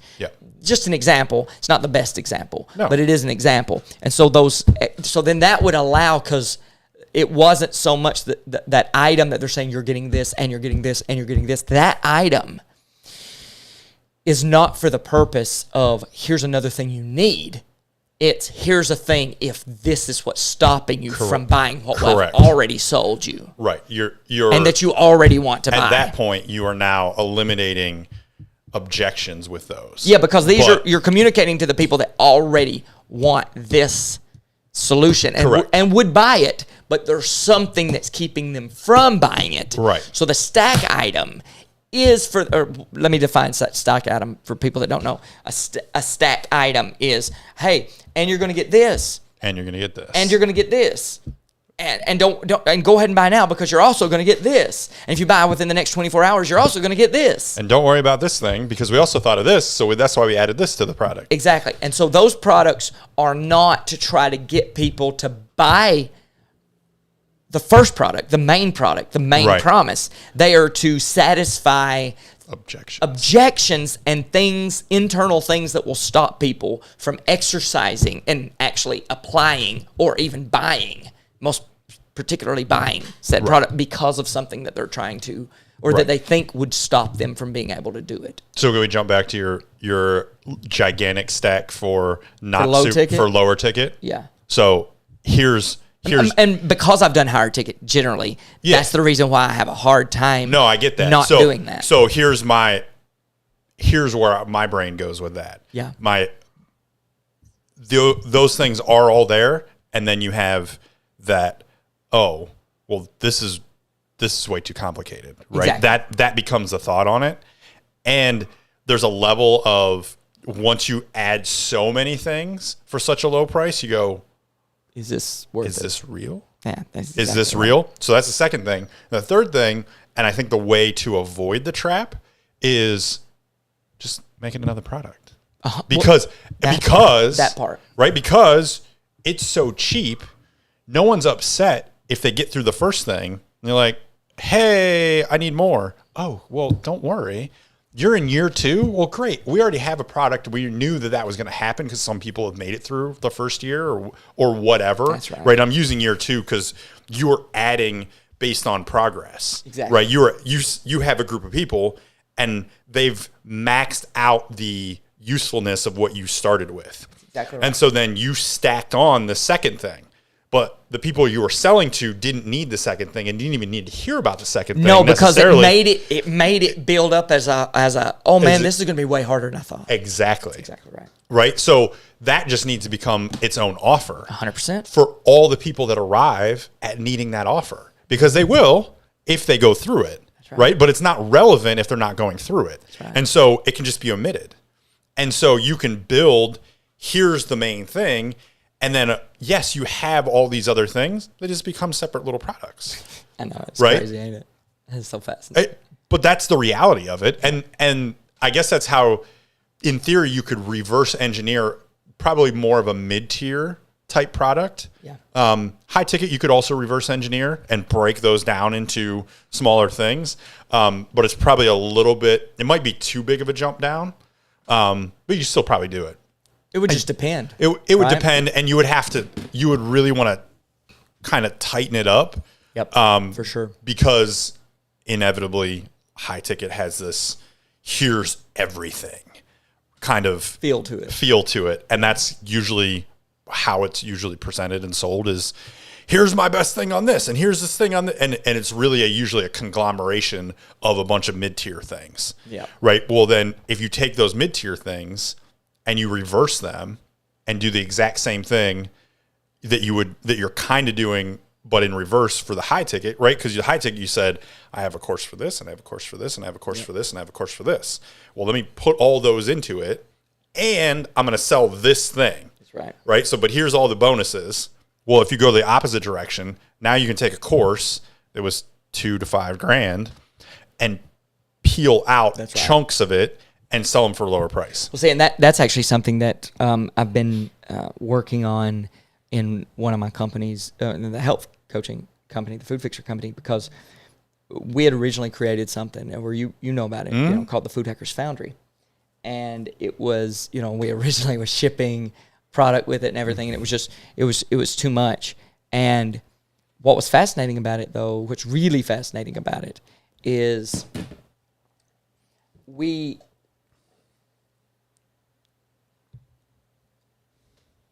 in response to that, tried to build it all digital and just really build out 5 different modules. But then the modules got so big, trying to build them in, that it was very hard to actually sell that offer because they didn't really know, it was so verbose and so granular that it was more than what people were ready for. And so I've been since breaking them down into smaller and smaller subsections. So there's the travel secrets, and that's an individual course by itself. It's for how to do this diet in restaurants, in hotels, when you're at a continental breakfast, and when you're picnicking. Yeah. Right. And that by itself is enough. Exactly. Because it scratches that itch for those people, because not everybody travels enough. Exactly. And not everybody desires to go out to dinner enough for it to matter, right? Because if you had included that for me, I said, I don't really care. I eat at home almost exclusively. Exactly. And I rarely travel. And when I travel, we pack all the stuff. But for the truck driver, it's perfect. Well, exactly. Right. Or for the business exec that is traveling all or the the sales guy that owns a region. That's right. And is always in the car and is always in a hotel and is 3-4 days a week he's on the road. Yep. Of course I want that. I want both things. My desire is to be in better shape, better health, but I can't get rid of my job because what would I do? I can't jump to this other thing. I've been here for 25 years. Yeah. Right? But it doesn't make sense for the retiree. I don't care. Why do I care about travel? My grandkids come see me. Exactly. I live in the destination. And that goes back. This goes back to what we were talking about. That was your biggest aha in business and my biggest aha in business from 2 different mentors. Sure. Separately. Mine wasn't even a mentor. It was just some random dude. Well, he was your mentor at that moment. He was a mentor at that moment. And he's he's a smart dude. So, yeah. So the thing is that requires being intimately familiar with what the desires and the circumstances of the people that you're serving is. And I think that is really the core of a false balance or a non-false balance, if in the grand scheme of things, is being hyper-focused on the particular person or people that you're targeting and what their immediate objections are, immediate problems are, and eliminating those problems. Pathway to profit, right? Because that is the pathway to profit. Oh, yeah. Because most people think the profit is a bad thing. Profit is someone taking more than the other. And profit is when all parties win. When I bring one slice of pizza to the party, you bring one slice of pizza to the party, and we both leave with a full pie. That's what. Where did that extra come from? It comes from the profit. And it only works because of that aha that I had in the small room with my mentor when he was cussing me out. Is he said that you have to give them something that they want more than the money that's in their pocket. Okay, but that presupposes two things. It means it's the thing I have that I've built, or the system I've created, the hack, the speed, the ease, the cheapness of whatever this thing is that I've created, whatever your offer is, whatever your product is. You would rather have the money. The money is more valuable to you than the thing. But to them, the thing is more valuable than the money. Yep. Which means that y'all are trading smaller valued things for greater valued things. Yep. And you leave that transaction with a smile because both parties feel like they got a deal. Oh, yeah. Neither feels manipulated. Neither feels like their arm was twisted.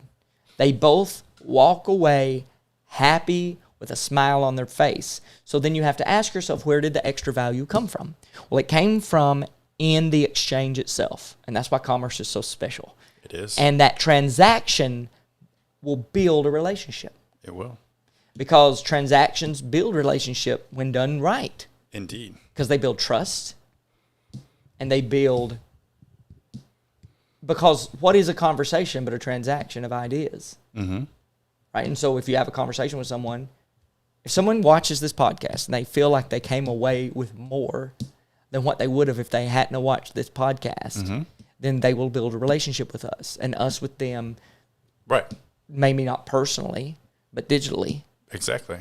And our relationship has developed. Yeah. And our business relationship has developed because of conversations. Literally because of conversations. And that's the same thing as that's transactions. That's transactions of ideas. Yep. And when both people walk away from that transaction, that communication transaction, and they both feel like it was enjoyable with a smile on their face, then there's profit there. So there's profit in that conversation. There's profit in the profitable transaction. And that's the reason why I tell people that Jesus likes profit. And they're like, what? I said, well, think about what he said. He said, what does it profit a man if he gain the whole world and loses his own soul? Like, see, that means anti-business and not selling stuff. And I was like, no. Go back. Think about it again. What does it profit a man if he gains the whole world and loses his own soul? So he's saying he's making a bad transaction. He's making a bad relational decision. He's actually saying, why and what profit is there in it? Which presupposes that profit's a good thing. Mm-hmm. What profit is there? Where's the profit in gaining the whole world, which is a much lesser value than your own soul? And so you need to reorient your calibration metrics in how you think about these things. Because there's no amount of stuff you could get in this world that would equate your own soul, or that would somehow equal or be worthy of exchange for your own soul. Right. It just doesn't work that way. Of higher value. Exactly, of higher value. And so when you're, and this is the reason I'm so passionate specifically, and I hate that word, but because let me just say that real quick, and maybe we'll do an episode about that. It's like the precious word of Golem, right? My precious. It's like when people say passion, I'm like, ugh. And the reason I don't have a problem with passion. The reason why I don't like it is because so many coaches say, go after your passion. And I say, screw that. So sometimes you get lucky and your passion winds up to be close to what someone else wants the problem to be solved. But mostly when in commerce and in business, no, you need to be a servant of what they want, not what you want to serve them. Now, you can then decide after you figure out what they want, whether you're willing to then provide that thing. Right.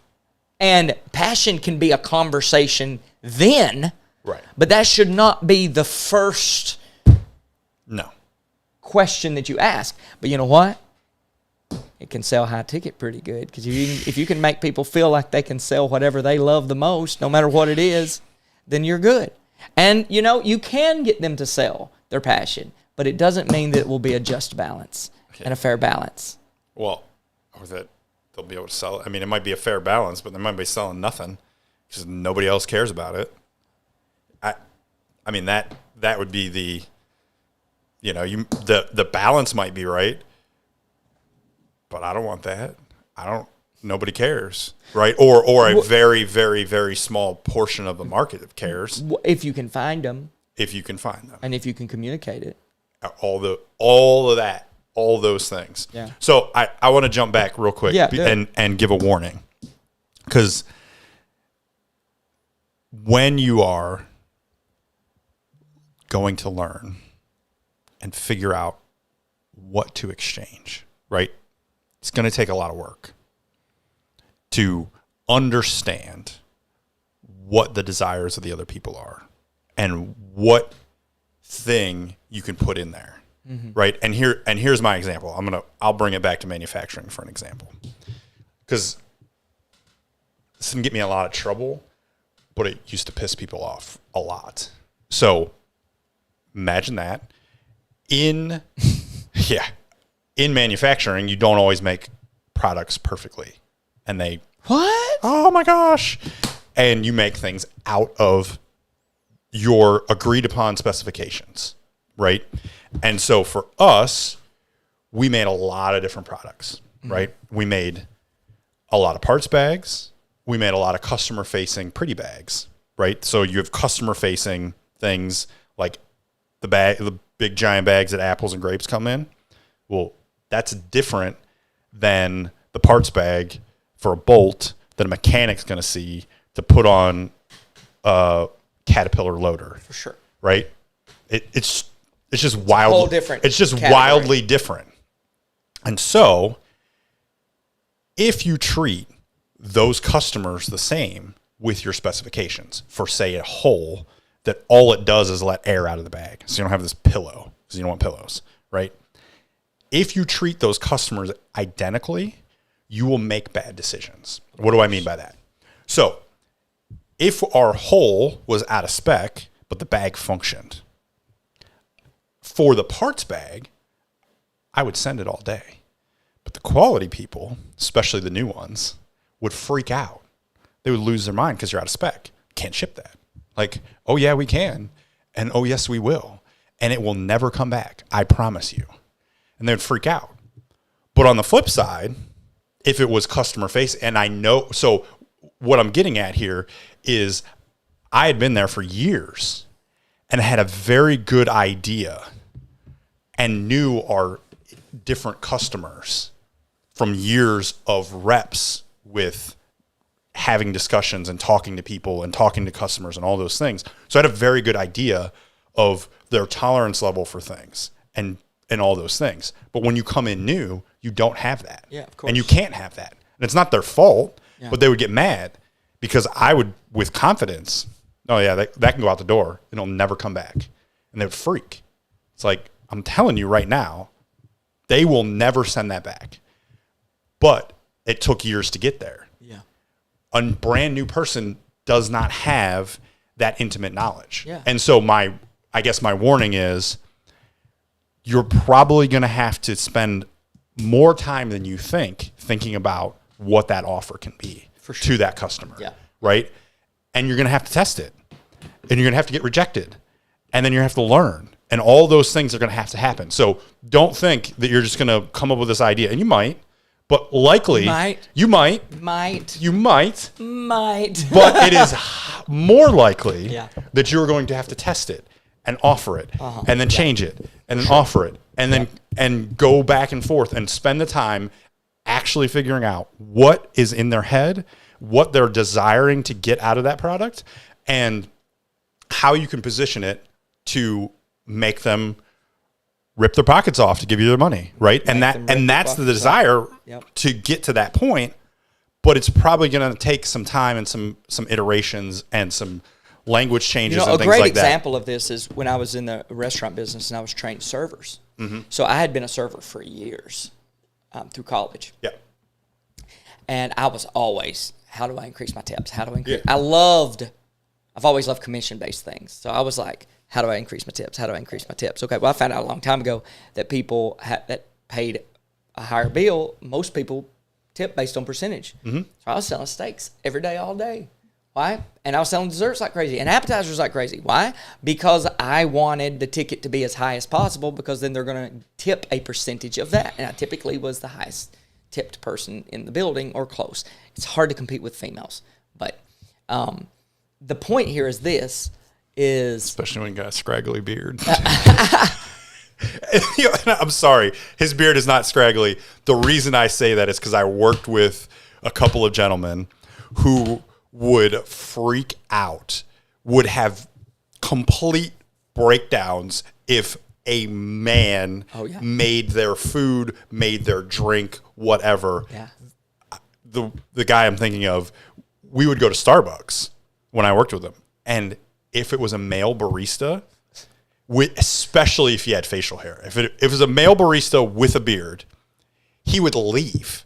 He wouldn't even find another. He would walk in and he'd be like, oh no. And we would drive 20 minutes to another Starbucks and waste our day. And then he'd come in and be like, okay, it's all ladies there. I'm good. So that's the reason I said, because you made the comment about hard to compete with ladies. You're right. Because you got crazy dudes like the guy I worked with that wouldn't, he was like, oh, we can't go here. I'm like, funny. What are you talking about? I know, male servers always had harder time serving. Sure. And they typically made better servers, generally speaking. Not always, but they did. And, but they had to be. Right? They had to be on point. They had to be on point. But when I was sorry to derail you, I could not unsee that when you said that. So going back to what I was talking about with server, and this, I think this will be useful as a story to explain exactly how someone should go about thinking about product development in general. Mm-hmm. So if you're trying to develop an offer, pretend you're a server for a second, and customers come in, and you have a goal to make sure that they're happy. Now, one of the things I told servers all the time is when people buy more food, they leave happier. So if that ticket is higher, they're happier when they leave. Not because they're spending more money, but because look at all this stuff I have. Okay? If they have a lot to take home with them, they're excited. It doesn't matter as much when they're spending the money because they're like, look, all this food I got. Yeah, I got leftovers for tomorrow. Right? Even if they don't eat leftovers. If they don't have leftovers and they swipe, then it's like, man, was that food less satisfied? It was less satisfying. Because one of the things in the restaurant industry is you consume the product and then you pay for it. And when you go to JCPenney's, I don't know why I picked that of all the places, but you go to TJ Maxx, JCPenney's, anywhere you buy a shirt, you pay for the shirt first before you use it. Yeah. And then you, over time, use the product. So in the restaurant business, it's not like that. It's opposite. Consume the product and then pay for it. And so everything's better be good. And so what I would say is a couple things you need to do. You need to immediately sell an appetizer. Well, why? Well, because typically people that come in, they're hungry. Mm-hmm. And an appetizer gets its place in front of everything, all tickets. So then therefore, if someone comes in, you want that immediately. And guess what that does for you? That's going to get you a larger tip because you have a percentage. Now, here's the deal. There's lots of ways to do that, okay? And so that simple thing, so if I wanted to create a product based on my serving skill ability, I could literally create a small course that sold to restaurant owners that every server could go through that would increase their bottom line. And it would simultaneously increase all servers. Okay, so that's a particular online product I could potentially create. Okay? Why? Well, number one is it would be useful to the restaurateur because he wants his servers to sell appetizers and desserts because they forget to do that all the time. Okay? And even if they do say it, it's like, do you want dessert? Well, what does that even mean? Do I want dessert? I have no mental picture of what dessert. That's a second skill. It's like, hey, would you like some chocolate fudge brownies tonight? That's a different picture. Right. Because when you say, do you want chocolate fudge brownie? Y'all thinking about dessert tonight? We have some amazing specials going on. We have this and we have this. Whatever those things are. Obviously, I don't go and get dessert very often because I didn't give you an example. So, exactly. But the point, chocolate brownies. The point is if you name a dessert that is descriptive, then what happens is they get a visual image of whether they would like it or not. Because there's a few people, but most people are not like, I've been wanting some dessert. Most of the time, they're like, I've been craving ice cream. I've been craving some cheesecake. That's the way people crave sweets is not generalized sweets, generally speaking. Right. Most of the time, they're craving a specific direction. And so if you're trying to redirect desire, which is what you're trying to do, but that also satisfies them most. Because also one of the things you're doing as a server is you're eliminating confusion because a confused mind says no. Yep. And so one of the things is people come to a restaurant to stop having to think.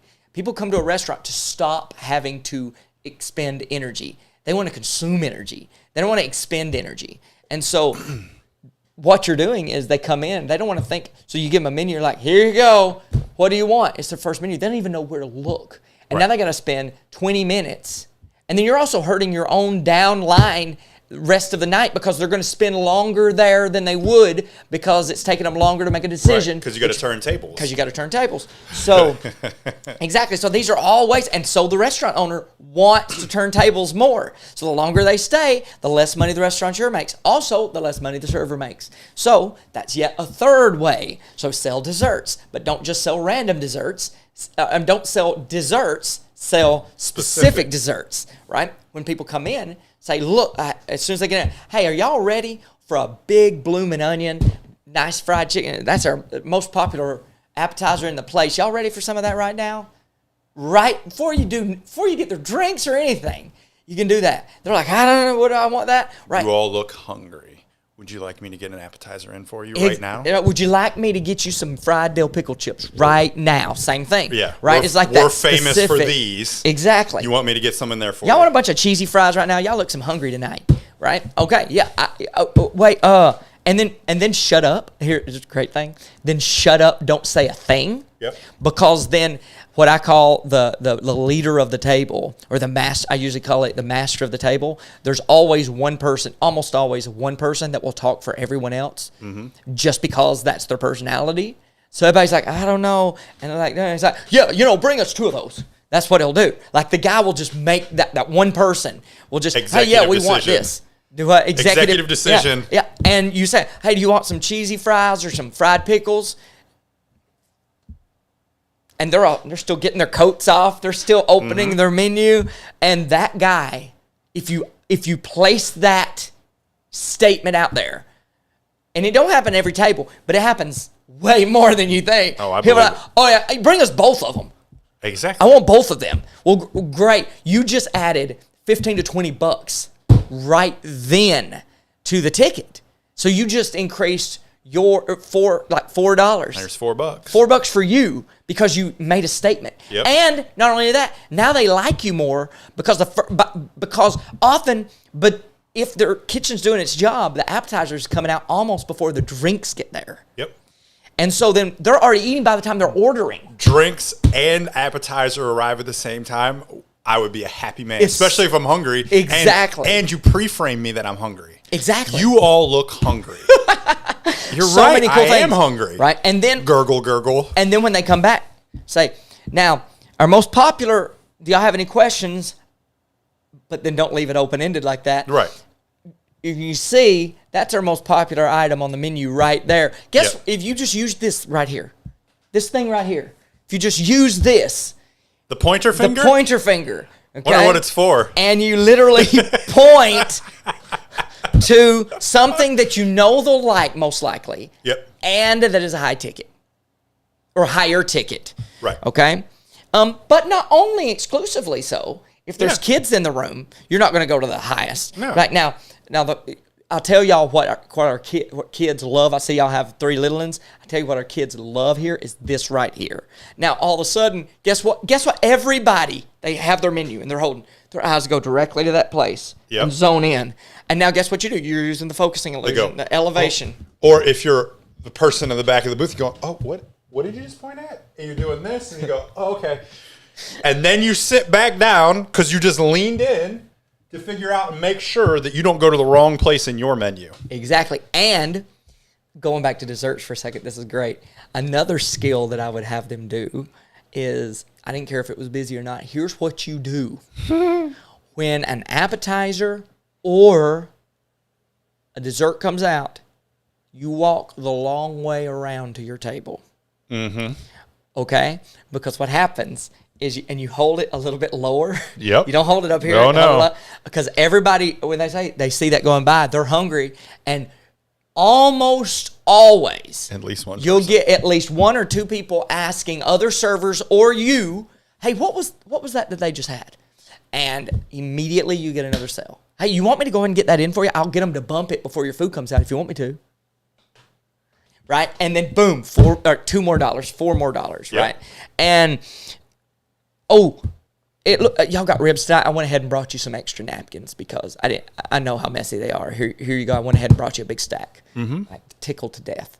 And so, you see a person that they've drunk a lot, right? Present. Me, I was always like that. I'd always have extra pictures in the back, and I said, "Listen, y'all, you will do yourself so many favors right now if when you see one of those people, and you see a Zach that drinks the entire glass in 2 gulps because he's been pouring concrete or whatever, or just because he's thirsty."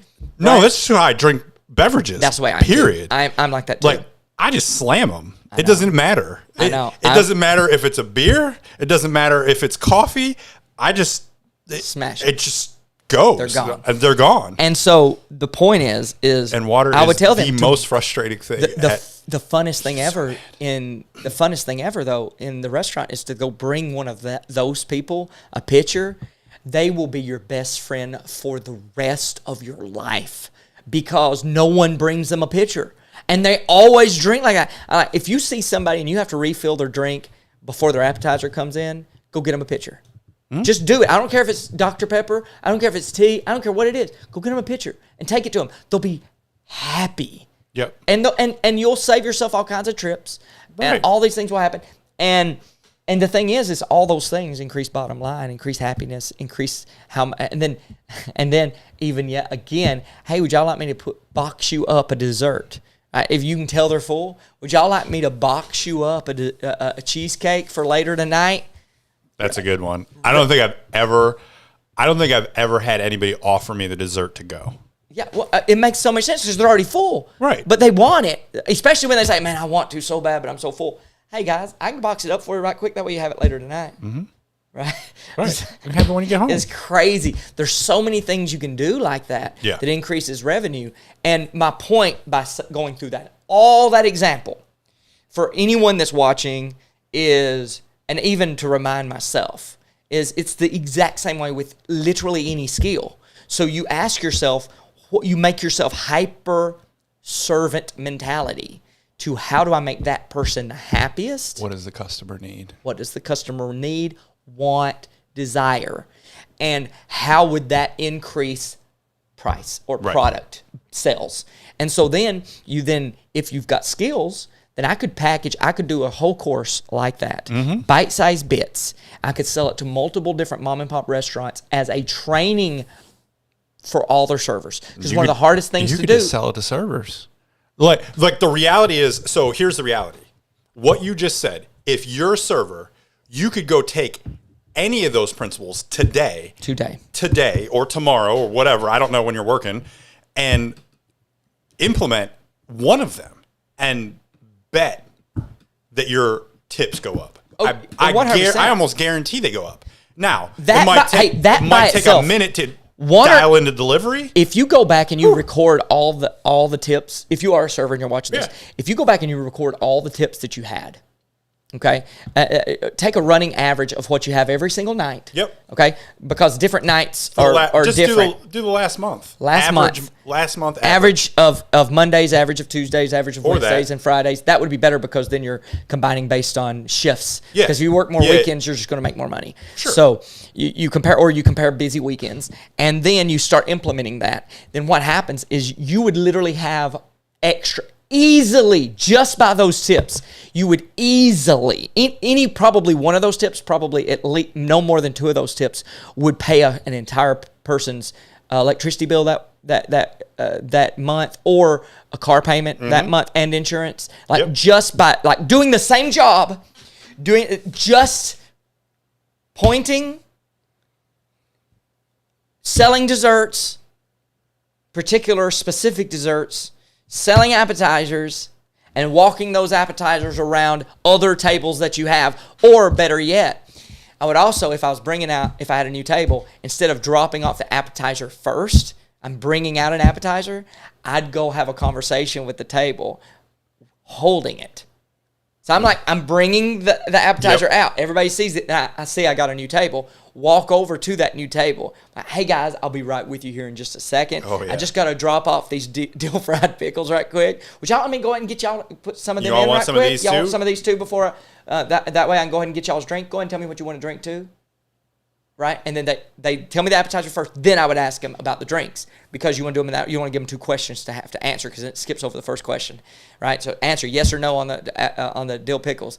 And then a lot of times they'll be like, no, I don't want dill pickles. What other appetizers do you have? Yep. Right? Because where are they at? They're right here on the menu. Yep. Maybe, right probably. over there. There's all our appetizers. Yeah, bring me some, or we'll tell you when you get back. It brings all that focus there.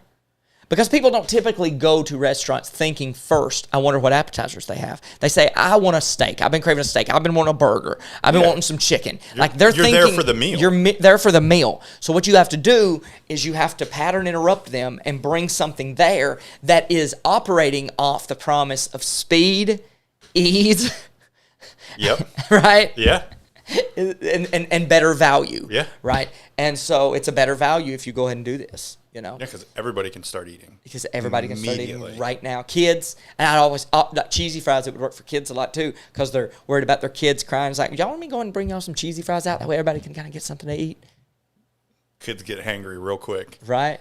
And it's so easy. So y'all could use that. But then let's say you're not. Thank you for doing that, by the way. That's a great. It's someone could literally do that today and come back and tell us that, and I would not be even remotely surprised. Oh no! And then, and a server could use that, but then also a restaurant, you could sell that as a training program that you could go in and say, hey, would you like this? I have a host system for your employees that will get them to speed up in this and this and this for the back of the house, at the front of the house, get people started. Because one of the biggest costs, and this is why it's cheaper, one of the biggest costs in restaurants is training costs, because the high turnover rate of the employees. So this would be, I'm gonna jump in with my system brain here real quick. Yep. So you said front of house, back of house. So if it were me, I agree. If it were me, this depends on the price, right? But if we're going to stay in the low ticket, I would separate those and I would sell them separately, but I would offer them with each other, right? As two separate things, knowing full well that they need both of them. However, I would still sell them separately, because now you're specifically talking to one.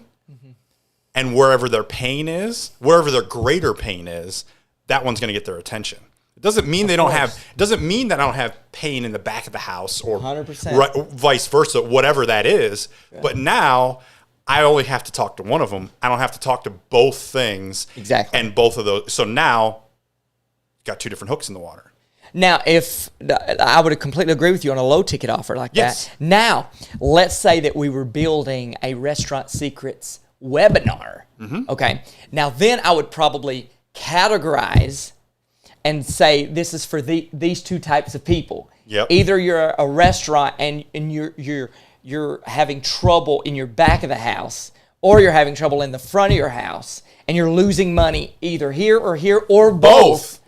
Right? And then let the answer be, okay, well, you need a training system around your employees. You need to increase revenue in your business so that you have more people buying without having to serve more clients. Yep. Right? Because the answer for most restaurants, the first answer is not get more people in the door. The first step is to optimize how much revenue you're getting from the people that's already in your business. Yep. Because then you don't have to expend any more money Exactly. to cause revenue to increase. Yep. Right. And then you explain that, and then you make the offer Yep. for how to restructure your restaurant and your menu to solve for that. And then you throw in a training program for servers, and you throw in a training program Yep. for the back of the house, and then you sell that for a mid-tier to high-tier ticket, a low high ticket Yep. or a regular mid-tier without coaching. Yep. That's just the module by module system. Exactly. Right. And then throw in, say, and I'll give you a 30-seat bonus logins for all your employees. Yeah. Right? And as long as you don't grow past 30 employees, you never have to pay another thing. Yep. Or something like that. Whatever that is. Right. And then that way everybody has their own login login. And then that way you'll be able to see if they've done their stuff. And then you can see if they can do it, and then you can give promotions or pay increases tied to those trainings. Yep. That way you ensure that you're not giving raises purely based on temporal being there, just being there for a year or 2 years, but also you make sure that through those years, you're also simultaneously increasing their skills, which will also increase your bottom line. If you want to make it high ticket, what you could do is you could customize the members portal, right, for them, their branding, their stuff, and that part. Then you can come in, I'll build it custom for you, we'll let you get on some of the videos, right, so that it's not some random dude, right? We'll still handle the heavy lifting, but we'll allow you we'll get some recording, we'll come out, do some recordings. That way, it's your face, the manager, so they know, right? It's your branding. Then you control the login, you control the certificates, all the stuff, and you can do that at a better scale. Boom. Now you have your own system, and when we walk away, it's yours forever. It's yours forever. You pay the subscription fee to handle the thing, but it's yours forever. And then we'll support you with any kind of technical stuff or anything like that going forward. If we come out with anything new, we'll put it in there for you. Boom. Now you have a high ticket. That's right. That actually provides value specifically to them, but it's not a huge upgrade, right? Because you already have all the components. That's right. You're just rehashing them and putting different colors on it and putting some different branding on it.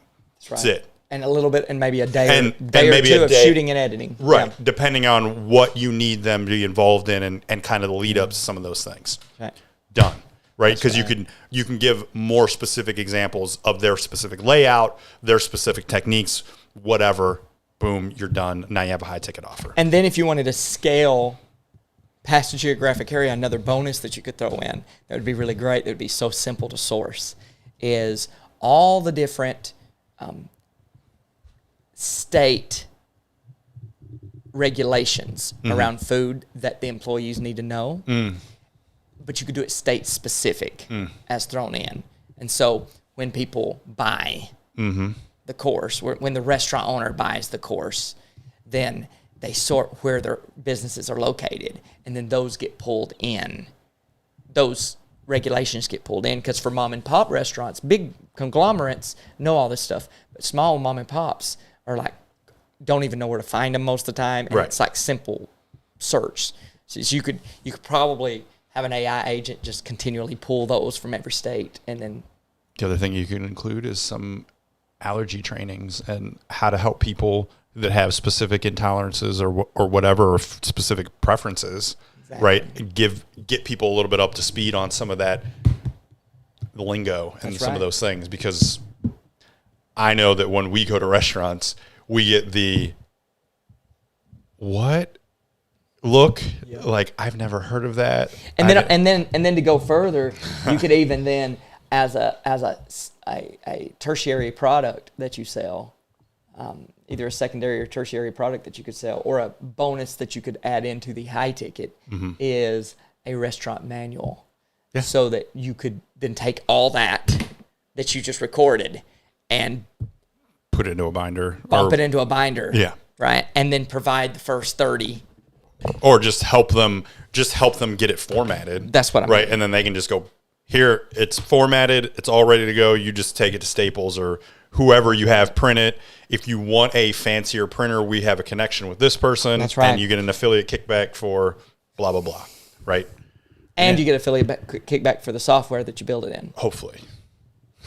If you have any business sense at all, you ought to do that. That's what you do, yeah. But so there you go. Now you have all tiers of how to increase your restaurant business, right? And yeah, because we just did the restaurant business as low ticket, mid-tier ticket, and high ticket. Yeah, because the low ticket you can sell to servers, because there's people that are ambitious that want to know how to make more money, right? And they don't necessarily I don't necessarily need the employer to tell me that I want to make more tips.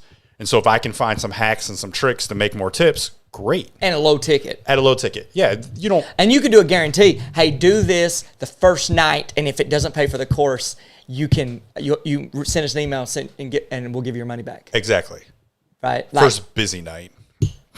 You don't want to be a dead night, like within reason. Come on. Well, that would be not that you need a qualifier for that, because most people aren't that unethical. Most people are not. So you would get some. Sure, whatever. Even that made it wouldn't matter. They'd still ask for the money back. Great. Whatever. There you go. Have a nice day. If that's how you sleep good at night, awesome for you. The other thing I was thinking about. This is so much fun. So the other thing I was thinking about with the upsell, so front of house, right? The upsell is this for the back of house one that is almost a guaranteed buy. Your back of house looks good now, but when you implement this system, they will be overrun because your servers will sell so much more that they won't be able to keep up. So if you don't buy this, you'll be back to buy it at a higher price. I promise. Because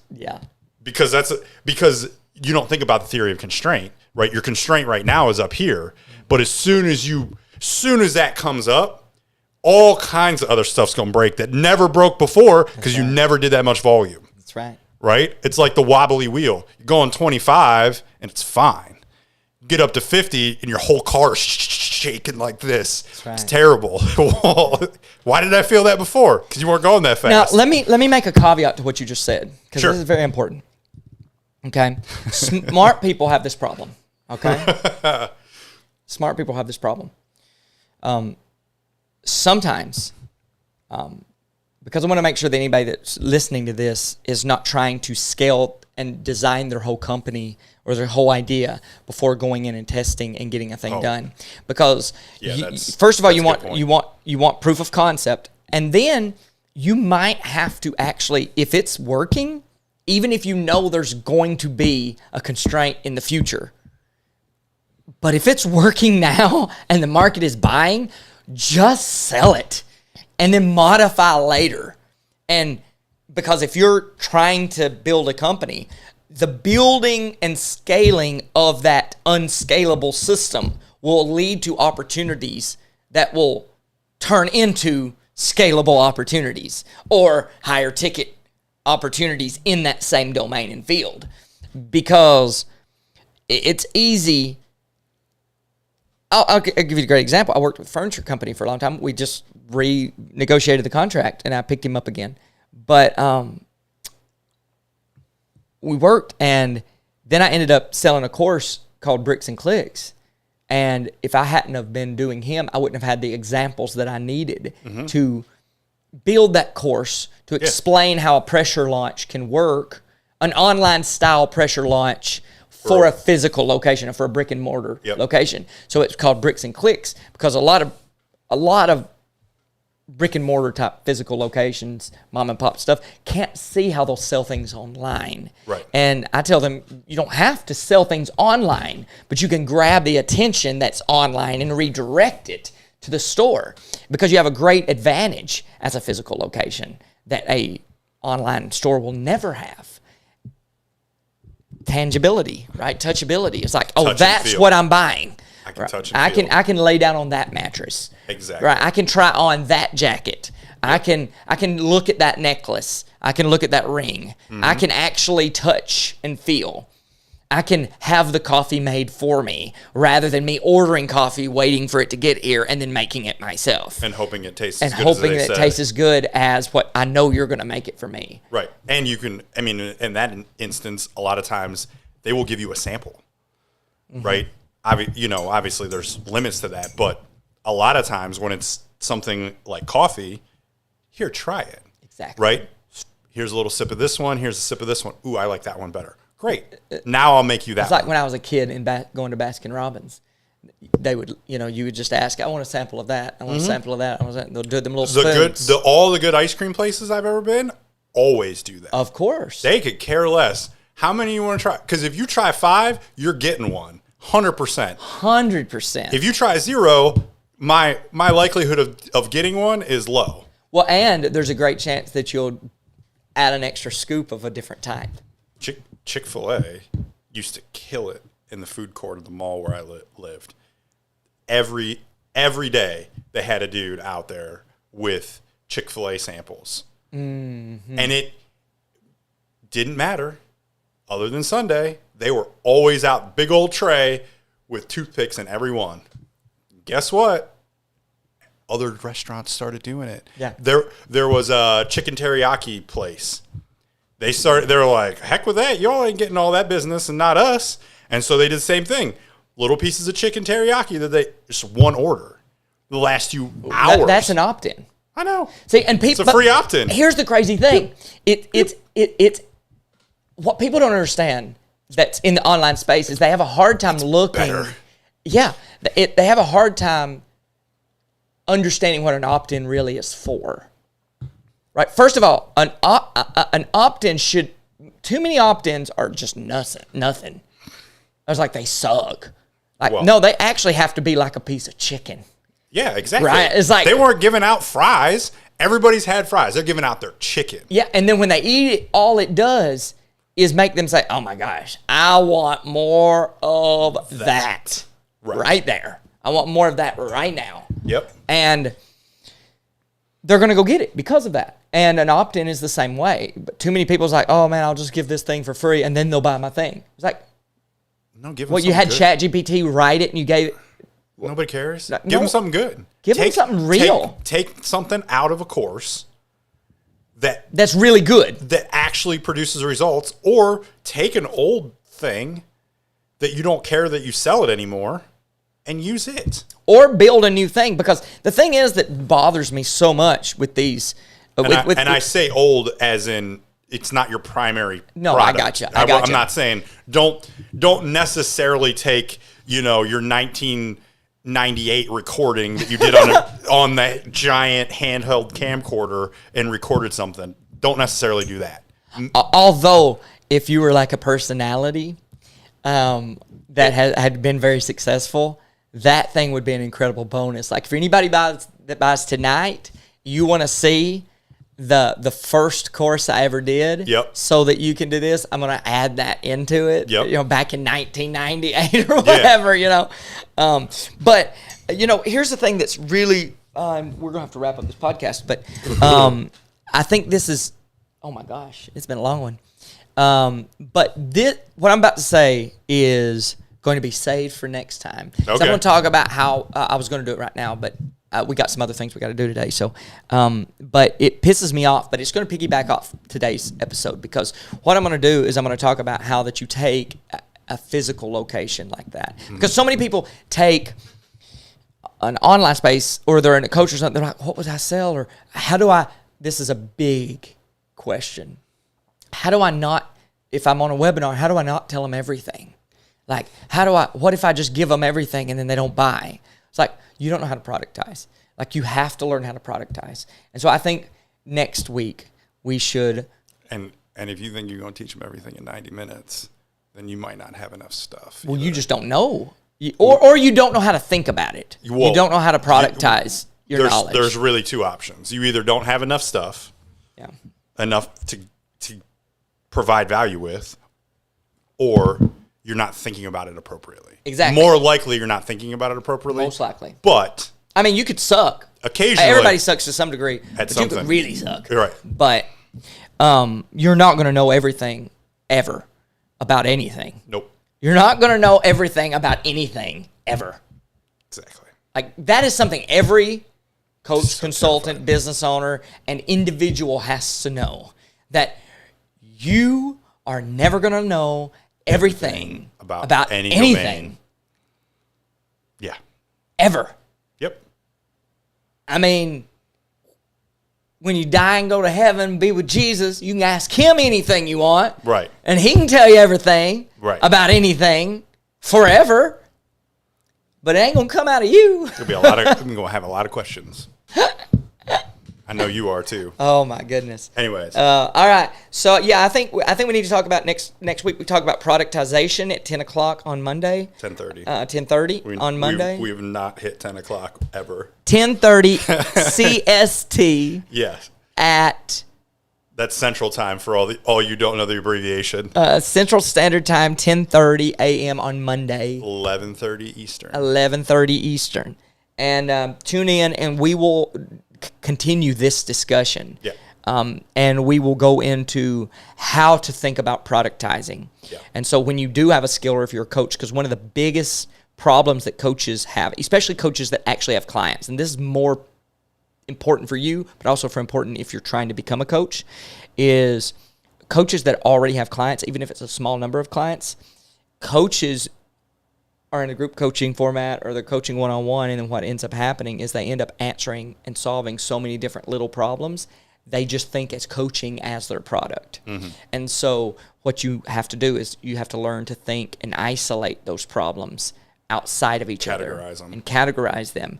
And then that actually productizes particular problems. Yes. And so you get focused on specific problems within your community and make a composite of those questions, and then another composite of another category of questions.